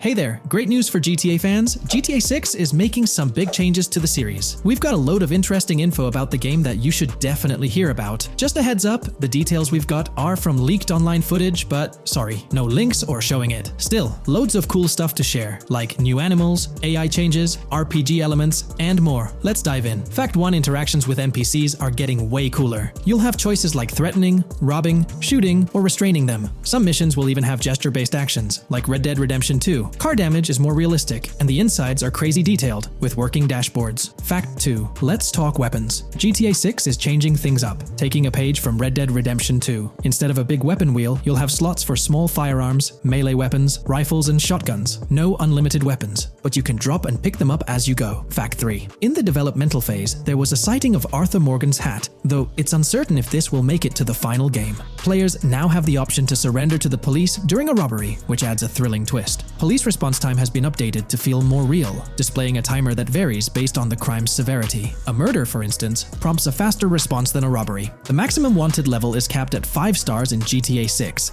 and the possibility of a 6-star level seems improbable in the current gameplay being developed. By the way, I'm holding a monthly giveaway for a PlayStation 5. You just need to subscribe and you're entered. Now, back to the video. Fact 4. Police AI has significantly improved from the last game. Instead of rushing in blindly, they now exhibit more realistic and intelligent behavior. If you commit a crime and flee in a vehicle, cops will note the specific vehicle and license plate, making evading them more challenging. Fact 5. Let's talk about the strong emphasis on indoor locations in GTA 6. There's a bunch of different interiors to explore, like nightclubs, motels, hotels, restaurants, pawn shops, supermarkets, fast food joints, gun stores, shooting ranges, and the Vice City Metro Station. Plus, they've added working elevators for a more immersive feel. Interestingly, there's a risk of players getting banned from stores, which adds a twist. Fact 6. Moving on to the characters. GTA 6 introduces two protagonists, Jason, played by Brian Zampella, and Lucia, portrayed by Alexandra C. Echevarri, who happens to be the franchise's first playable female character. You can switch between them instantly. They're also a couple, drawing inspiration from Bonnie and Clyde. Fact 7. Clothing in the game behaves realistically. You can wear accessories like sunglasses, watches, wristbands, and hats in different ways. The detail is pretty cool, with sweat, dirt, and wrinkles adding to the realism. Fact 8. GTA 6, internally dubbed Project Americas, had a codename during development, like GTA 5, called Rush, and Red Dead Redemption 2, Bonnier. Originally, the plan was for a bigger map covering North and South America, but changes in Rockstar's approach scaled it down. Still, it's shaping up to be a memorable experience with its features and locations. Fact 9. GTA 6's map is officially bigger than GTA 5. This time Vice City takes the spotlight, a Miami-inspired area with its surroundings, giving players a vast and diverse landscape. There's even a lake in one of the videos that hints at a significant part of Florida being in the game. Fact 10. Hold onto your seats. The jetpack's back. Shooting out of cars is on the cards too, adding more thrill. And get this, GTA 6 introduces 18 brand new vehicles to the franchise. Fact 11. In GTA 6, you'll bump into various events, like random mugger encounters and NPC-hosted yard sales. There are hints at riding events, which could mean horse riding, maybe even involving the Red Dead Redemption 2 team. Fact 12. New firepower alert. The spear gun's making its first appearance, letting players shoot underwater spears at their targets. Plus, there's a bunch of gear you can use, like binoculars, cut-off tools, flashlights, immobilizer bypasses, slim jims, USB drives, tasers, zip ties, and auto dialers. Fact 13. The game has RPG stuff like weight and muscle management, seen in the Spool Couple Workout Challenge. Leaked footage showed Jason and Lucia's apartments. For example, Jason's place has a bathtub for in-game baths. Fact 14. Rockstar's planning to add new missions and cities regularly after GTA 6 launches. Whether this is for online or story mode isn't clarified yet. Expect an improved cover system, better than what we've seen in other Rockstar games. Fact 15. Make sure not to overlook the Kingston Hotel. It's a lively spot with pool parties and live music, making GTA 6's world even more vibrant. Fact 16.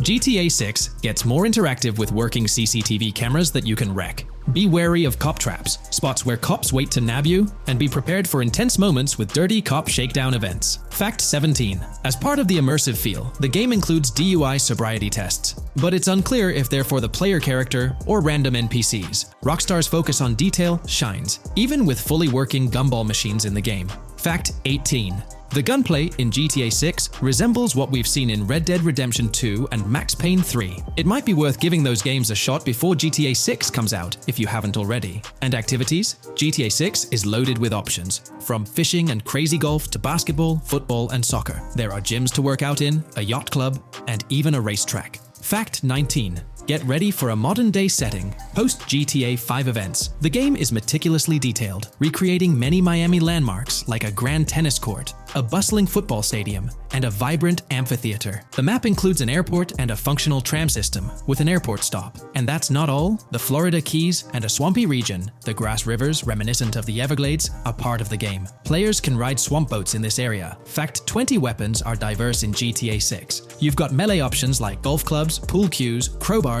and bats, along with a range of firearms from pistols to snipers and RPGs. You can even customize how your character holds weapons. Plus, there's a bunch of throwable stuff like grenades, Molotovs, and even golf balls. Fact 21. One major upgrade in GTA 6 is NPC behavior. NPCs will come in different sizes and shapes, and their reactions will feel super real. If you wave a gun around, folks nearby might freak out. The game's also getting an intense injury system, including concussions. Fact 22. Next up, the amazing visuals and new features. Your character will grow facial hair naturally over time. Plus, the GTA 6 world will have a social platform called What's Up, kinda like a fun version of WhatsApp. And good news for fans, spoof versions of social media like Life Invader, Facebook, Bleeder, Twitter, and Snapmatic, Instagram, are making a comeback. Fact 23. Now let's talk about our main characters, Jason and Lucia, each with their own and a shared inventory. Your inventory can carry various items like wine, soda, and fruit. Also, there's a duffel bag system for easy transportation of supplies and weapons. Fact 24. Rockstar's being more cautious in storytelling, steering clear of offensive jokes, and being considerate about groups that might feel targeted. The story goes through chapters, like Red Dead Redemption 2's approach. Fact 25. GTA 6 is loaded with side activities, from backyard wrestling and racing to UFO events and beach bonfires. Small stuff matters too, like picking up cans from the ground. Jason and Lucia, the main characters, have special abilities similar to those in GTA 5. Fact 26. Jason and Lucia's safe house is a motel, a hub for their activities. The game's world has various street gangs, each with its own vibe. Characters have different personalities like romantic, chaotic, cool, pragmatic, chaotic, and pragmatic, cool. Fact 27. Gameplay tweaks in GTA 6 include the ability to zip tie NPCs for stealth elements, and the option to carry bodies, adding depth to stealth mechanics. Fact 28. Robberies are a big deal in GTA 6, ranging from big heists to smaller scores. You've got easy scores like hitting bingo body shops, burnout skirts at Cafe Caraway, clothing stores, food trucks, massage parlors, and more. And now, there's even the chance to rob shipping containers, which adds a whole new level of excitement. Fact 29. Gameplay is stepping up. For the first time in GTA, you can crouch and go prone, bringing in some tactical vibes. RPG elements are also in, with hints about hunger leveling and animal interactions, adding depth to the game. Fact 30. Excitingly, the Malibu Club and Ocean View Hotel are back in GTA 6. There are hints at events like Lost at Sea Island Camp and Lost Plane, suggesting possible island scenarios like Guarma from an earlier game. Fact 31. While exploring, you'll meet loads of wildlife, alligators, bears, boars, dogs, snakes, raccoons, birds, frogs, bald cats, and rodents. You'll also spot symbols for plants and toxic waste around the game. Fact 32. In the game, watch out for the Scarface crime scene, maybe a nod to Tony Montana as an Easter egg. There's also a murder mystery called Missing Tourists. Plus, spots for campers are scattered around, hinting at the chance of owning a camper van later. Remember, these details are from development footage, so they might change before the final release. Still, they give us a great peek into what Rockstar's cooking up for GTA 6.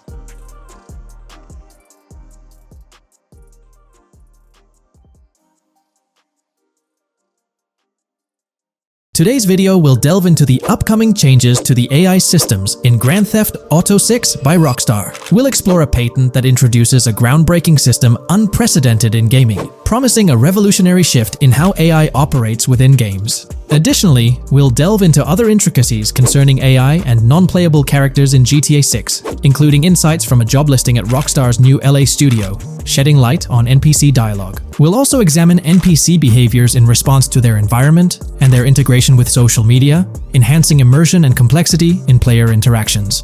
Let's kick off with Rockstar's innovative AI system set to debut in Grand Theft Auto 6. Described by Rockstar as the most significant and immersive evolution of the series, the emphasis on immersion is evident in their patent filings. We'll focus on one particularly intriguing patent, unveiling a new system poised to revolutionize AI in gaming.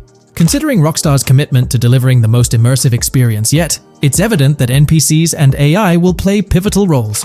This patent specifically pertains to animations in GTA 6, aptly named System and Method for Virtual Character Locomotion. Back in 2020, Rockstar Games unveiled an innovative system that will debut in GTA 6. Now, the details might sound a bit complex, but essentially, this patent outlines a fresh approach to animating characters and imbuing them with dynamic intelligence. These characters will now possess a kind of virtual brain, allowing them to react to their environment, other NPCs, weather, and even their mood, influencing their animations on the fly.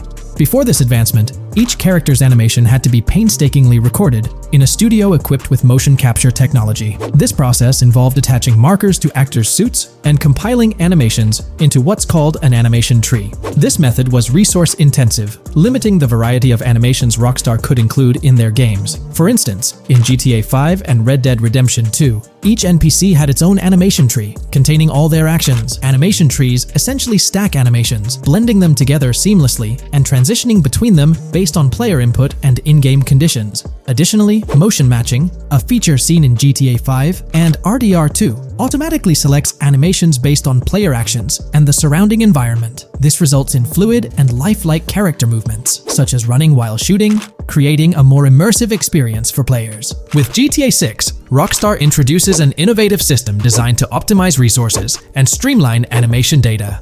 This approach allows for more content within the game while offering a broader array of animations. It shares similarities with motion matching but diverges in its utilization of a new framework.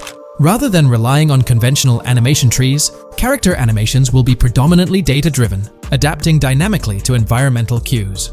These animations will be categorized into distinct motion types, representing unique character styles. Each character will possess a designated motion type, enhancing the depth and realism of their movements. As an illustration, let's consider various states such as tired, injured, and normal, each corresponding to a set of animations. Additionally, every character will possess their own blackboard, a virtual representation of their current state and surroundings.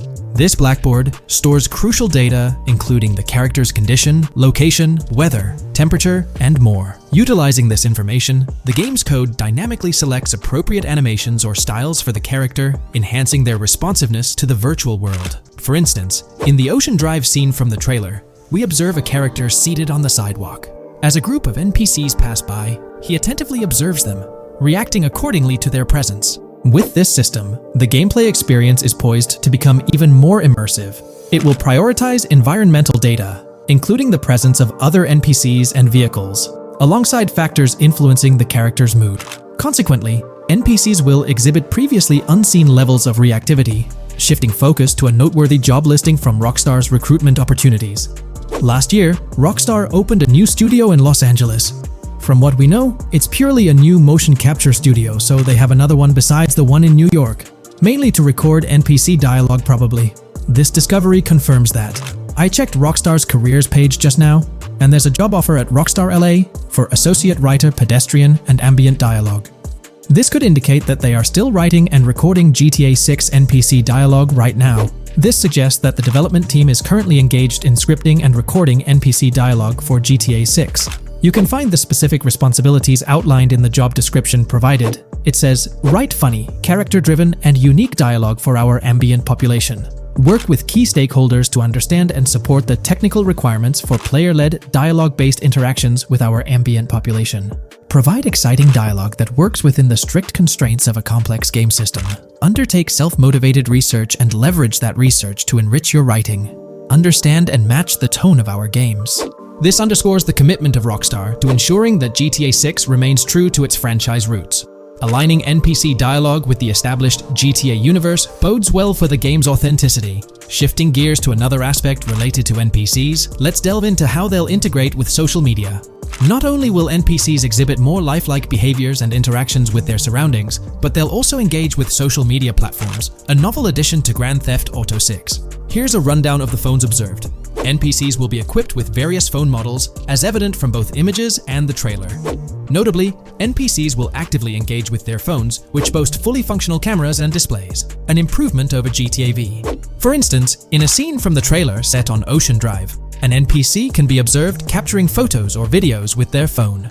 The displayed imagery accurately reflects the NPC's point of view, suggesting the possibility for NPCs to record and share in-game content on the virtual social media platforms.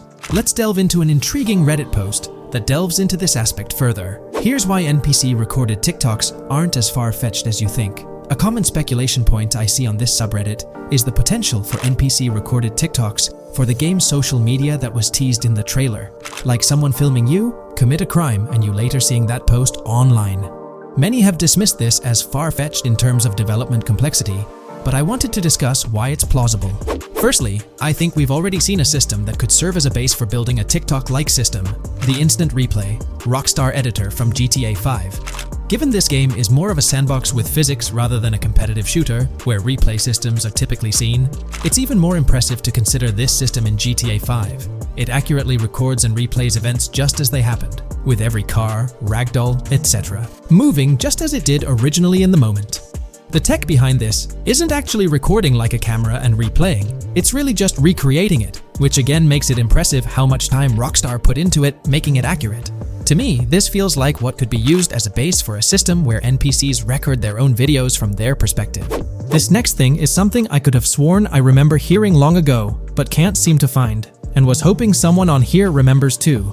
Back before GTA 5's launch, there were details revealed through various interviews, magazines, etc., and I remember hearing or reading something about being able to watch your own crimes on Weasel News on the TV. This obviously didn't end up in the game, but there is a slight remnant of it in GTA Online. Am I the only one who remembers this being mentioned for single player though? Maybe my mind is playing tricks on me. Anyways, this last point is actually from the trailer, at the 0:33 mark. In this scene, we see a lot of NPCs hanging out on a busy street, and one NPC in particular recording on his phone. As we know, Rockstar's trailers are always all in engine, no CGI cinematics, so I think it's worth noting that it looks as if his screen is accurately showing what he's looking at. My screenshot is zoomed in, but if you got Hatmark on the trailer, you can see it matches up to what he's looking up at. Could this be a hint towards said system, or just a nice detail? Rockstar has a reputation for delivering what they showcase in their trailers, often exceeding expectations. Their dedication to enhancing NPC interactions in GTA 6 underscores their commitment to creating a vibrant and authentic game world. I'm curious to hear your thoughts on these developments. Feel free to share your opinions in the comments below. Welcome to this video where we're going to explore 30 confirmed features of GTA 6 that Rockstar Games has officially talked about. But first, a quick heads up. The info we're sharing comes from a security breach and leak of GTA 6 pre-alpha footage. Rockstar Games acknowledged this leak on their official Twitter. Just to be clear, we won't be showing any gameplay footage due to possible copyright issues, but we'll definitely dive into these cool features. Feature 1. Looks aren't just for show. The reactions of non-playable characters, NPCs in GTA 6, are pretty fascinating. How clean your character is, and their overall appearance affect how these in-game characters respond to you. It adds a cool layer to the game, considering how NPCs react differently based on your character's appearance. Feature 2. Let's rev up the excitement with some serious vehicle action. Imagine cruising through the Everglades in a top-notch hovercraft. That's just one of the personal rides available right from the start. And there's more, like taking the wheel of a bold 1970 Ford Ranchero GT in striking red and black, owned by a character named Jason. Feature 3. Here's another level of immersion. Each character has their own stuff, so when you're playing as Jason, you can tap into Lucia's stash and vice versa. Say Jason's low on assault rifle bullets. If you're close to Lucia, you can ask her for some. It opens up a bunch of possibilities for teamwork and sharing resources in the game. Feature 4. For all you die-hard GTA fans, there's a new clothing store in town called Arches. It's got a fresh collection to amp up your character's style. Feature 5. Let's talk graphics. In GTA 6, the clothes are seriously detailed. Wrinkles, dirt marks, and even sweat. Paying so much attention to clothing details makes the characters look super real, adding a ton of authenticity and making the game more immersive. Feature 6. While exploring the vast game world of GTA 6, you'll see a seamless mix of modern vehicles in urban areas and older ones in rural spots like the Everglades. It gives that cool GTA vibe, whether you're cruising in a flashy city car or taking a nostalgic drive in the countryside. GTA 6 has a bunch of wheels to fit whatever mood you're in. Feature 7. During certain heists, there's a timer showing when the cops will show up. Some think it's a developer thing, but it could mean players need to plan their heists well, syncing with the police response for a perfect score. That'd definitely add an exciting twist. Feature 8. I'm buzzing about this one. GTA 6 will feature a massive aquarium. Yes, you heard that right. Players get to explore an aquarium within the game, adding a cool new element to the gameplay. Feature 9. There's a limit on inventory space. Players can't stockpile an endless number of items. A smart move would involve rummaging through crates and storage spots at the docks to earn cash and gather valuable stuff, spicing up the gameplay. Feature 10. Here's something cool. In GTA 6, you're not stuck with your character's right side view like in GTA 5. Following Red Dead Redemption's lead, players can freely switch their character's preferred shoulder for a better view. It also changes which hand your character uses for weapons, making gameplay more immersive. Feature 11. GTA 6 adds a touch of reality with a dynamic day-night cycle. Shops don't stay open 24/7 anymore. Some close at night and reopen during the day, making the whole experience more immersive.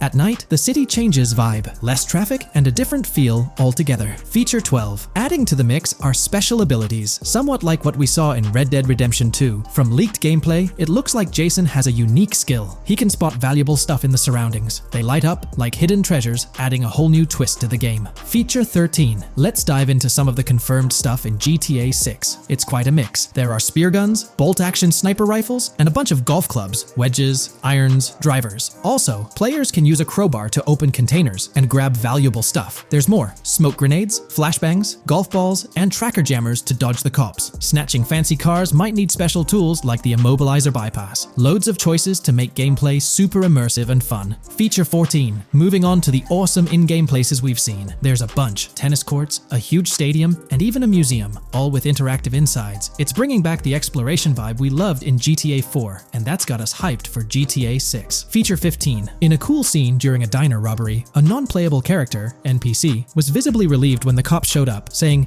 "Finally, thank heavens." This shows how smart the AI is in GTA 6, and it's a sign of Rockstar's attention to detail. Feature 16. Get ready for a huge and diverse map to roam around. GTA 6 covers the whole shebang of Vice City and its surroundings, offering tons to explore. You've got the bustling city, scenic beachfronts, Everglades-like grass rivers, the charm of Florida Keys, and the quaint Port Gellhorn. Port Gellhorn even gets its own police department, showing exploring different areas with their own rules, kind of like what we saw in Red Dead Redemption 2. So, where's your first stop in GTA 6? Drop your thoughts in the comments. Feature 17. Time for a tour of interiors in GTA 6. There's a bunch of places waiting to be discovered. One cool spot making a comeback is Escobar International Airport, giving us those Vice City vibes. Exploring the airport could unlock a load of side missions, opening up endless possibilities for adventures. Feature 18. Tourism's a big deal in GTA 6, making the game world feel alive. You'll stumble upon a clever take on a famous theme park, kinda like Disney World. It's a thrilling spot to dive into, and get this, there's even the International Space Station. Rockstar's really going all out to make GTA 6 an awesome experience. Feature 19.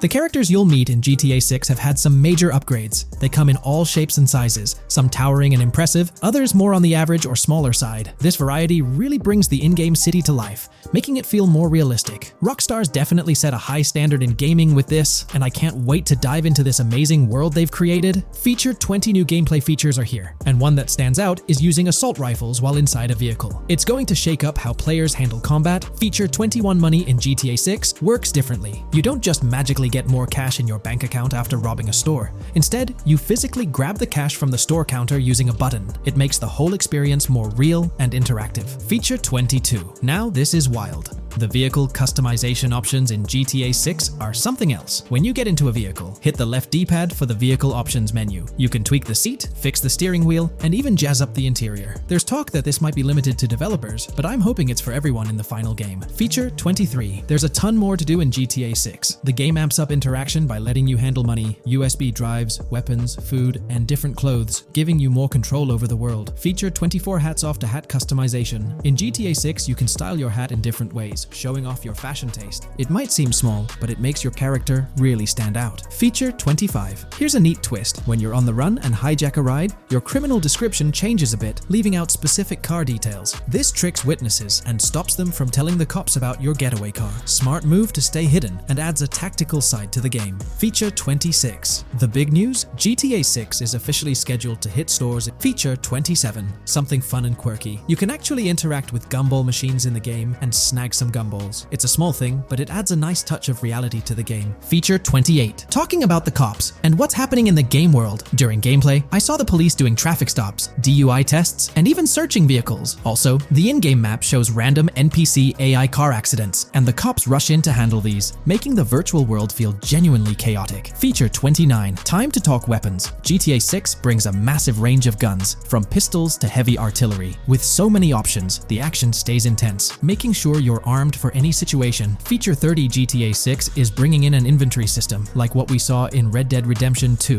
Looks like Lucia's got a sports bag hinting at that. Bonus features. Feature 31. Let's take a darker turn, handling bodies in the game. It adds a creepy level of realism. Players can deal with and move bodies, adding a whole different vibe to GTA 6. It'll be interesting to see how this affects the gameplay. Feature 32. NPCs in GTA 6 are shaping up to be super interesting. Rockstar's bringing in the immersive vibes we loved in Red Dead Redemption 2, and the potential here is huge. The improvements they've made could take the game to a whole new level. I'm super hyped to see what Rockstar's got up their sleeve. Feature 33. GTA 6 starts off with a bang, small-time heists, and the chance to rob small businesses, giving you a thrilling start. Feature 34. You'll get your hands on a bunch of tools to up your crime game in GTA 6. Lockpicks, hacking gadgets, and more are there to help you handle whatever challenges come your way. Having the right tools in your pocket makes the gameplay more lively and exciting.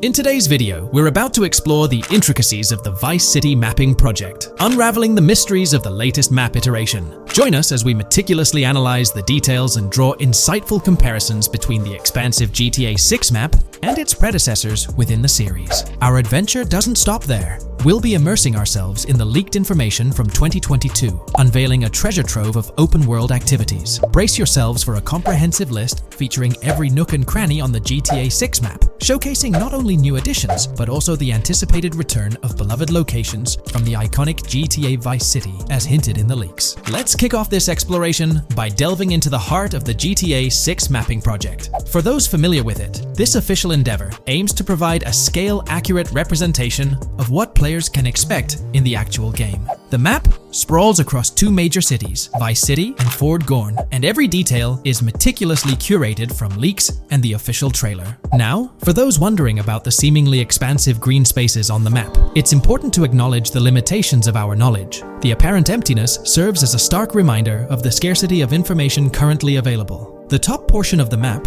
appearing cut off, isn't indicative of boundaries or future expansions, but is rather a canvas awaiting details yet to be unveiled. Addressing rumors about the map's size, speculation abounds that GTA 6 will boast 3 major cities. While Vice City and Port Gorn are confirmed, the third city remains shrouded in mystery. There's a buzz that it might be Yorktown, potentially located north of Port Gorn. However, specifics about the placement of these locations marked in red are still elusive. Now, let's delve into the exciting prospect of exploring key locations on the GTA 6 map. These names, extracted from the official trailer and leaks, offer a tantalizing glimpse into the rich and diverse world awaiting players. Get ready to traverse the landscapes of Yorktown Red Hill Fairyland Forest, near Berryland, a whimsical Disneyland parody, Ambrosia Lake, Leonida, Lore North, Beaches Belleville, Ica, Vice City, Hamlet, Grass Rivers, and the enigmatic Gator Keys. As our journey unfolds, stay tuned for more updates, insights, and speculations surrounding the continually expanding universe of GTA 6. The road ahead promises thrilling surprises, and we're here to navigate it together. Now, let's delve deeper into the intriguing details surrounding Port Gellhorn. The bustling streets and structures around Hank's Waffles Diner, a focal point for a heist according to the leaks, spark anticipation for dynamic in-game events. The meticulous rendering of these locales not only captures the essence of the city, but also invites players to immerse themselves in the narrative-driven experiences that Rockstar Games is known for. Examining the speculative changes in Port Gellhorn, the notable relocation of the Port Gellhorn airfield suggests a strategic reimagining of the city's layout. This shift, coupled with the adjustment of the Port Gellhorn Raceway, hints at a carefully planned urban evolution, potentially altering the dynamics of the airport's placement within the city. The industrial sector of Port Gellhorn provides a gritty backdrop, with the iconic United States Prison maintaining its imposing presence. The inclusion of the pawn shop, prominently featured in the trailer, underscores the developer's commitment to integrating real-world elements seamlessly into the game environment. Venturing southward, areas like Second Fina and Belleville remain enigmatic, their constant relocation adding an element of unpredictability to their final positioning on the map. Ambrosia La Pearl, steeped in mystery, teases players with its undisclosed location, heightening the sense of intrigue surrounding these diverse neighborhoods. Our exploration now takes us into the heart of Vice City, where a substantial chunk of the urban landscape unfolds before us. While speculation abounds regarding the placement of red buildings and names, the gray structures, sourced from both the trailer and leaks, serve as tangible landmarks, anchoring our understanding of the evolving cityscape.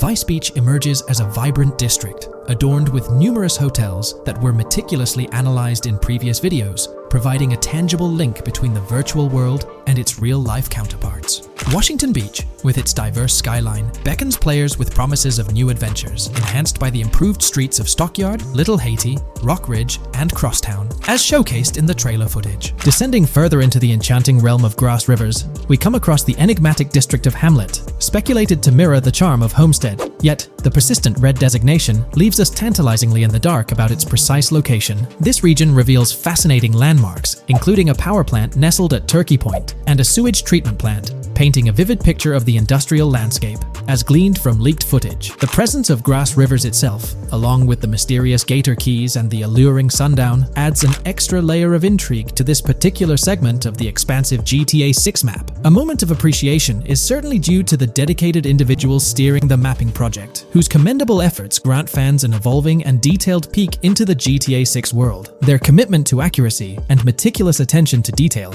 foreshadow an immersive gaming experience, setting the stage for the excitement surrounding the official release. Now, let's delve into a truly mind-blowing comparison that has set the gaming community abuzz. Our gaze shifts to the juxtaposition of Los Santos from GTA 5, Liberty City from the iconic GTA 4, and the highly anticipated Vice Beach from GTA 6. The comparison not only highlights the need for potential adjustments in Vice Beach's size, but also emphasizes the extraordinary density and detail that players can expect. Acknowledging the observed need for a slight enlargement of Vice Beach, the visual impact remains nothing short of extraordinary. The comparison underscores the incredible density that GTA 6 promises, reminiscent of the lively streets and vibrant atmosphere experienced in the streets of GTA 4's Liberty City. Speculation regarding the buildings in Vice Beach, as showcased in the mapping project, heightens the anticipation, with the close proximity of structures promising an unparalleled level of immersion and detail, evoking nostalgia from the beloved GTA 4 era. This meticulously crafted map stands as a colossal playground, harking back to the bustling streets that made GTA 4 a standout title. The intricate detailing, the tightly packed urban landscape, and the anticipated density all point towards an experience that pays homage to the franchise's esteemed roots, while pushing boundaries in the expansive open-world genre. The enormity of GTA 6, both in size and detail, heralds a new era in gaming. The astonishing comparison, showcasing the potential density and intricacy of Vice City, is nothing short of a revelation. A special acknowledgement goes out to the mapping community for their outstanding work in envisioning an entire Vice City characterized by a multitude of buildings. The level of density and detail promised is unprecedented and is set to redefine the benchmarks of open-world gaming. The concept of an expansive map allegedly featuring 3 cities elevates the excitement, presenting players with a gaming landscape of unparalleled proportions. Now, delving into the realm of open-world activities revealed in the 2022 leaks, the thrill intensifies. With 4 confirmed activities and the potential inclusion of DICE, GTA 6 promises a diverse range of immersive experiences. Golf, fishing, and races are confirmed elements that contribute to the dynamic and engaging environment that Rockstar Games is crafting. A particularly intriguing moment unfolds in the trailer, as Jason, visibly nervous, speeds away from a robbery scene, with Luke clutching the ill-gotten cash. In the distance, the iconic Topgolf in Doro makes a cameo, a real-world entertainment destination located in Doro, Florida. The climate-controlled hitting bays, HD TVs, and sports bar elements create an enticing backdrop for players to explore. This real-world integration adds a layer of authenticity, bridging the gap between the virtual and real worlds. Fishing, poised to be a serene yet potentially rewarding pastime, is expected to be available from various locations in the vast ocean. Races, an integral and adrenaline-pumping element of the GTA series, are set to deliver high-octane excitement that fans have come to expect from the franchise. Furthermore, a detailed list from the GTA 6 document unravels every location visible in the leaks on the GTA 6 map. This includes not only new and thrilling destinations, but also the return of iconic locations from the beloved GTA Vice City. The inclusion of familiar locales adds a nostalgic touch, creating a seamless connection between the past and the present within the expansive world of GTA 6. Now let's embark on a comprehensive exploration of some of the familiar locales, making a triumphant return in GTA 6. As unveiled by the mapping project. These recognizable names from the GTA Vice City era evoke a sense of nostalgia, rekindling memories of past gaming experiences. Leaf Links, Malibu Club, Washington Beach, Ocean Drive, Ocean View, and Little Haiti are just a few examples of the beloved spots that players will once again encounter in the immersive world of GTA 6. It's a poignant journey back in time as we rediscover these iconic locations, now reimagined and seamlessly integrated into the highly anticipated GTA 6 map. Venturing further into the extensive list of locations, our focus remains on the map, unveiling an array of intriguing places that contribute to the game's richness. Among these, the Jack of Seas nightclub takes center stage, having made appearances in both the official trailer and the leaks from 2022.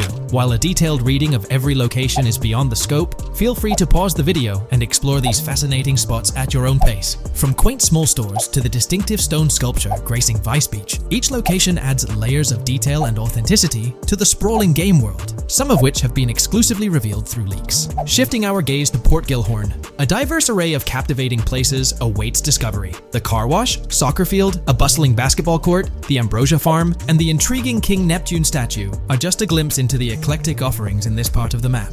Sailing through the Keys, exploring underwater ruins, investigating an underwater research facility, and contemplating the mysteries of the Bermuda Triangle add an extra layer of fascination to the GTA 6 experience. With the unveiling of the mapping project, the sheer depth and meticulous attention to detail that Rockstar is investing in the GTA 6 map become even more awe-inspiring. The possibilities for Easter eggs and hidden secrets in this expansive and densely packed landscape seem limitless. As we peel back the layers, the anticipation and excitement for the intricate world Rockstar is crafting only intensify.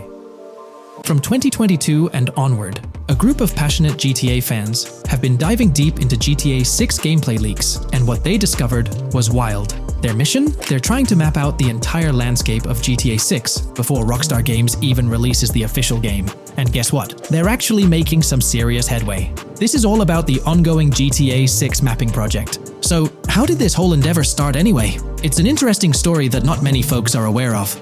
You see, there was a similar craze back when GTA 5 was announced. Back in 2011, a group of dedicated fans took it upon themselves to predict and sketch out the layout of GTA 5's terrain. How did they do this? By meticulously analyzing every single trailer that Rockstar Games dropped in the year leading up to the game's eventual release in 2013. The surprising part? When the game finally hit the shelves, a substantial chunk of what these fans had mapped out turned out to be surprisingly accurate. Sure, there were a few locations that were a bit inaccurate, like the military base being off and the dam placed in the wrong spot. Also, there were some variations in the overall shape of San Andreas, but considering they solely relied on Rockstar's official footage and had put in 2 years of work, their accuracy was pretty commendable. Now imagine this, if they could pull off that level of detail with just the trailers, think about what these enthusiasts could achieve with the leaked, under-the-radar stuff that slipped out prematurely. Plus, add in an extra year of combing through details and data. This mapping project is being led by a user called Dupzor, who is the project manager of this whole thing. On September 18th, 2022, when a massive leak dropped over 90 minutes of GTA 6 footage, the map enthusiasts went into full gear. While I can't exactly showcase the leaked content here, what really sparked the interest of the community were the coordinates embedded within the developer's HUD. These sneaky numbers revealed the exact whereabouts of the player concerning the game map. And let me tell you, GTA 6 fans wasted no time diving into this goldmine of information. With these coordinates in hand, the community went Sherlock Holmes mode, meticulously mapping out the game's terrain and identifying key locations. For instance, in one intriguing clip from the leaks, Lucia and Jason were caught in the act, robbing what seemed to be a Waffle House. This incident was marked by a simple white dot on their evolving map project. But it wasn't just a random dot, it was a significant clue. By cross-referencing the coordinates provided in this clip with other glimpses from the leaked footage, they managed to calculate the spatial relationships between different spots showcased in the leaks. This detective work allowed them to gauge distances and plot out the relative positioning of these places within the game world. However, it didn't stop there. The community didn't solely rely on leaked footage. They combined their detective skills with the official trailer and, using a blend of educated guesses and hard data, endeavored to include every conceivable road, building, and landmark featured in the GTA 6 map. The goal? To create a comprehensive and accurate representation of the game's virtual world based on all available tidbits of information. It's a fascinating process that demonstrates the dedication and passion of gaming communities in piecing together the puzzle of what to expect in GTA 6. Since the leaks hit, the GTA community has been on a mission, working tirelessly to piece together the game's map. Their focus has mainly been on sketching out the main areas, the cities, towns, and key landmarks. It's been quite a collective effort, with everyone trying to contribute and fill in the blanks based on whatever clues they could find. Then, the trailer dropped, and it was a whole new ball game.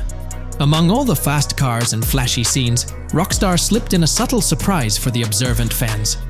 After a few days of dissecting the trailer frame by frame, someone spotted it, a tiny image hidden in the bottom right corner of the ending screen. And guess what? It looked like a map snippet. Naturally, the community went into full detective mode. They put on their magnifying glasses and compared this mysterious map with the one they'd been building from the leaks. There were some similarities, especially with the layout of the right side and the presence of separate islands at the bottom, surrounded by water. But here's the catch. That image was pixelated to the max. It was like trying to figure out a puzzle with half the pieces missing. The lack of detail made it nearly impossible to confirm if it matched their map. This whole revelation sparked a heated debate among fans. Some folks started wondering if Rockstar deliberately threw this low-res map nugget to mess with their heads. Could it be that Rockstar is messing with the community, leading the GTA 6 mapping project into the wrong path? It's pretty odd for Rockstar to include this map, as it was deliberately placed. When it comes to safeguarding the details of their upcoming games, Rockstar is notoriously tight-lipped. So, when those leaks dropped in 2022, it really threw a spanner in the works for the company. It's kind of a déjà vu situation, considering a similar thing happened back when GTA 5 was in the spotlight. I can't help but wonder if Rockstar did this deliberately, as a deliberate move to shake things up and keep everyone guessing. But then again, we, the GTA fans, are pretty good at concocting theories out of thin air.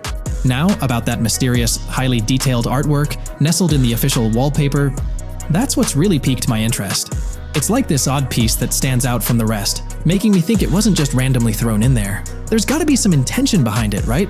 The big question swirling around is whether it's a sly misdirection or a subtle clue for the savvy gamers. But honestly, we won't get any answers until the game hits the shelves, or maybe, if we're lucky, after another sneak peek in a new trailer. The GTA 6 mapping community dove headfirst into dissecting this artwork, but truth be told, there wasn't much to work with, so they've been sticking to the stuff they can actually confirm.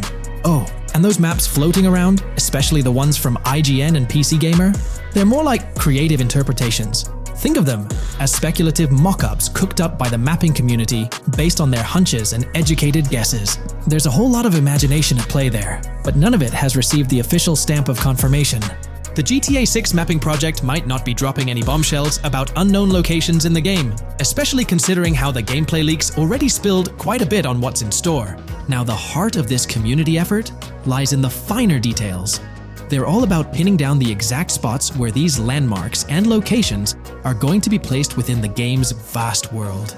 However, let's be real here. They've barely scratched the surface, covering roughly just 10% of the entire map.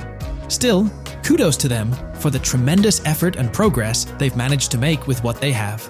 What's confirmed, though, is that this map in GTA 6 is going to be an absolute beast, nearly double the size of the already sprawling map in GTA 5. They've made strides, particularly in fleshing out the Miami Beach region seen in the trailer, those gorgeous Venetian islands from the breathtaking aerial shot, and even narrowing down the location of Lucia's incarceration in the game.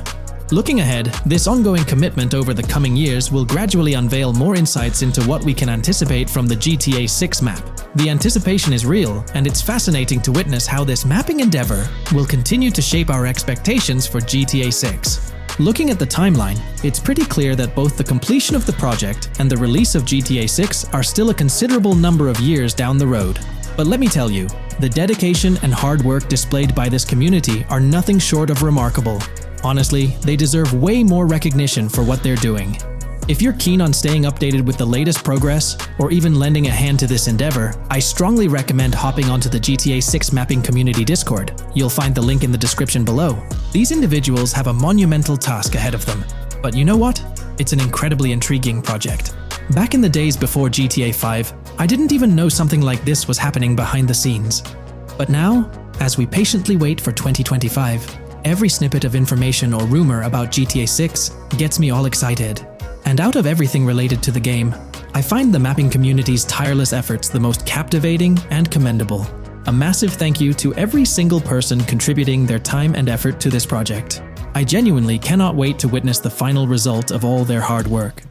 Hey there! In this video, we're diving into an upcoming terrain system in GTA 6 brought to you by Rockstar Games. Additionally, we'll explore some cool graphics enhancements like ambient occlusion, global illumination, and material tinting slated for the next GTA. The scoop comes straight from an official patent filed by Take-Two Interactive, Rockstar's parent company. So let's kick things off by checking out the patent titled Method and Apparatus for Enhanced Graphics Rendering in a Video Game Environment. According to Rockstar Games, the rendering of real-time graphics usually happens in a pipeline setup like this one. At the core of it, the process kicks off by handling 3D vertex information, moving on to render pixel-level details like light color and shadows. In the current systems, one or more shaders are employed for this pixel-level rendering. These shaders are essentially programs that operate on the GPU. The challenge in rendering lies in finding the right balance between realism and detail, while ensuring smooth performance, aiming for that higher frame rate. For example, a virtual world should illustrate various terrains that mirror a number of lifelike geographical areas. Each of these terrains can provide unique interactions with a virtual character in the video game. By way of example, a virtual player traveling through sand or snow should leave footprints that are different than the virtual player walking down a concrete sidewalk. However, because of the number of various terrains that need to be accounted for, and the unique behavior of each terrain, conventional graphics systems do not have enough processing power to account for dynamic terrain and the associated interaction with players of the game. So, Rockstar Games developed a shader system for efficiently rendering various types of terrain with high realism. Let's take a peek at the system. The world level map, visible in the bottom right, outlines all the different dynamic terrains, such as muddy, sandy, grassy, hard ground, snowy, and more. Take a gander at this world-level map showcasing the diverse terrains. Now, let's explore the various dynamic terrain zones within the game world. Using Red Dead Redemption 2 as an illustration, this world-level map plays a pivotal role in determining the terrain that players or NPCs interact with. Essentially, it acts as the foundation to generate a trail map. Think of a trail map as a record of all the imprints left behind by characters, vehicles, and other objects, like the aftermath of explosions. Take this image, for instance, showcasing how the snow has been altered by the actions of this NPC. Different shaders of the shader system are used for different terrain types and with different trail map types. For example, basic terrains do not require special shaders, while shallow mud terrains can advantageously benefit from a parallax surface shader to efficiently show ruts and tracks in the terrain with a high-detail trail map. As an additional example, deep mud terrain may use a tessellation surface shader to model the ruts and tracks in the mud.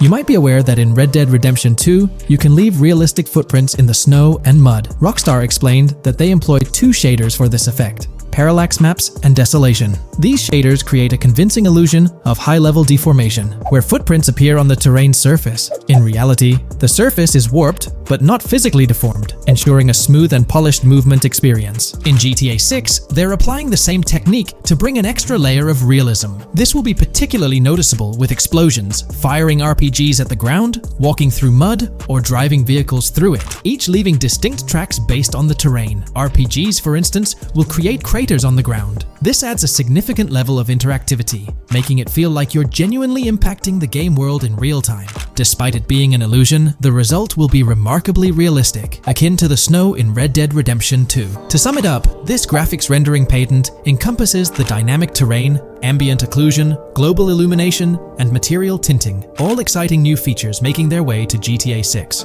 Rockstar has invented and patented new graphics rendering systems, which aims to fix some of the problems of traditional graphics rendering systems to make graphics rendering more efficient, thus improving performance and allowing for better, more realistic, and more immersive visuals. Dynamic Terrain System. This is a system that records and creates trail maps which make it possible that terrains can be visually deformed when being interacted with in various ways. Players, NPCs, vehicles, objects, and explosions can affect the terrain. For example, leaving footprints or vehicle tracks in sand can be seen in action in Trailer 1. Explosions will leave craters in the terrain as well. It's also possible for certain changes to the terrain to disappear over time. For example, footprints and tracks in mud disappearing after some time, since the viscosity of mud makes it return to its normal state after some time.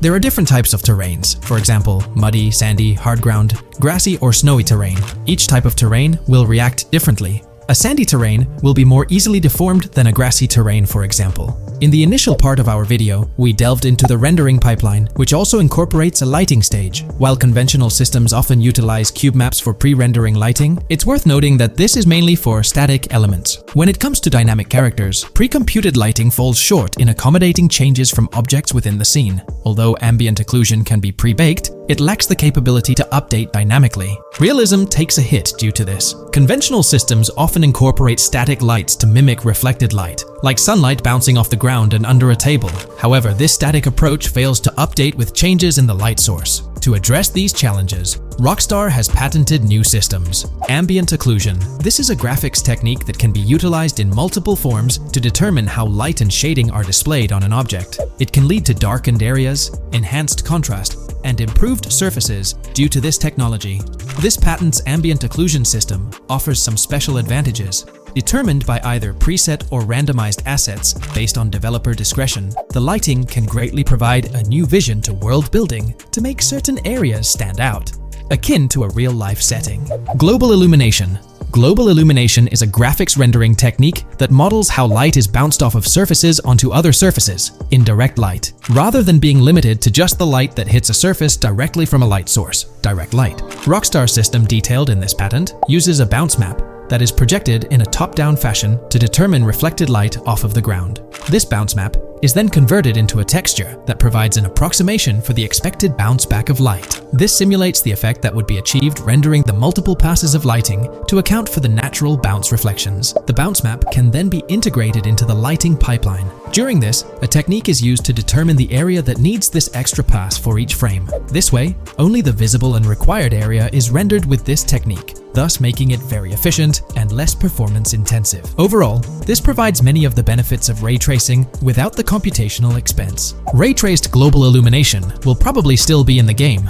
For example, Lucia prison clip in Trailer 1. This special system is just a way to render large-scale global illumination efficiently. Now, let's touch on the final problem that Rockstar has addressed through this patent with conventional systems. Finally, as another example, to develop a rich and engaging game world, it is advantageous to populate the world with variations of similar objects. In other words, you do not want every simulated person, cow, gun, car, cart, ship, or animal generated in the game to look the same. Because the 3D model for many of these objects would be identical, variation was traditionally accomplished by creating different texture files to paint a different look on the object. For example, two variants of a cow model could be created, one with a texture to create a brown cow, and the other with a texture to create a black cow. These prior art systems created the desired variety at the cost of artist time, computer memory, and resources to maintain a multitude of different hand-authored variants for each in-game object. To combat this, Rockstar is introducing material tinting. RDR2 had a system that could tint the color of clothes to create far more variations on NPCs. This new patent is an evolution of that system and allows for creating of several in-game object variants from a single model. It can not only modify an object's colors, but other material properties, such as metalness and lighting parameters, or add additional layers to it, such as mud, snow, or dust as well. Envision the extent of customization that awaits in this game. Summing up the official patent for graphics rendering, it's evident that Rockstar has elevated numerous systems from Red Dead Redemption 2. Share your thoughts on everything covered in today's video in the comments below.